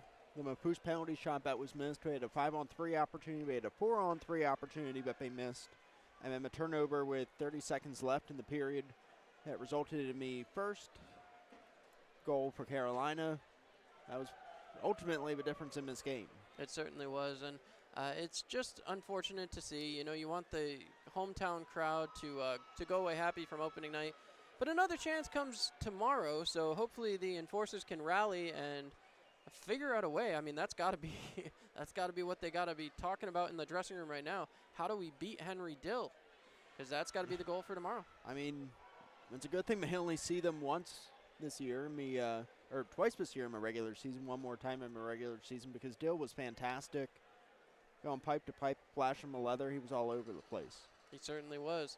Take another look at the out-of-town scoreboard before we finish up. Port Huron with a comeback win over the Danbury Hat-Tricks in overtime. So Danbury does not claim their first win as a franchise. The Mentor Icebreakers are up 3-1 with just a minute 15 to go as Parker Moskal nets the empty netter. 6-1, Danville carries it out over the Battle Creek Rumble Bees as they are just into the third period of play. And I believe that was it. The Delaware Thunder. Delaware Thunder, there we go. That's the one we were missing. The Delaware Thunder we already claimed, fell 5-2 to the Columbus River Dragons. One more look at one more out-of-town score. 2-1, the Astros lead with one out in the top of the fifth over the Washington Nationals. And, of course, final from here, 2-0, Carolina defeats the Enforcers. The Enforcers will still be looking for revenge tomorrow as Elmira trying to shake this regular season curse of the Carolina Thunderbirds. You've been listening to Enforcers Hockey here on Mixler.com and live on YouTube. My name is John Clement. I'm George Stockberger. Thank you so much for tuning in. Good night, Elmira.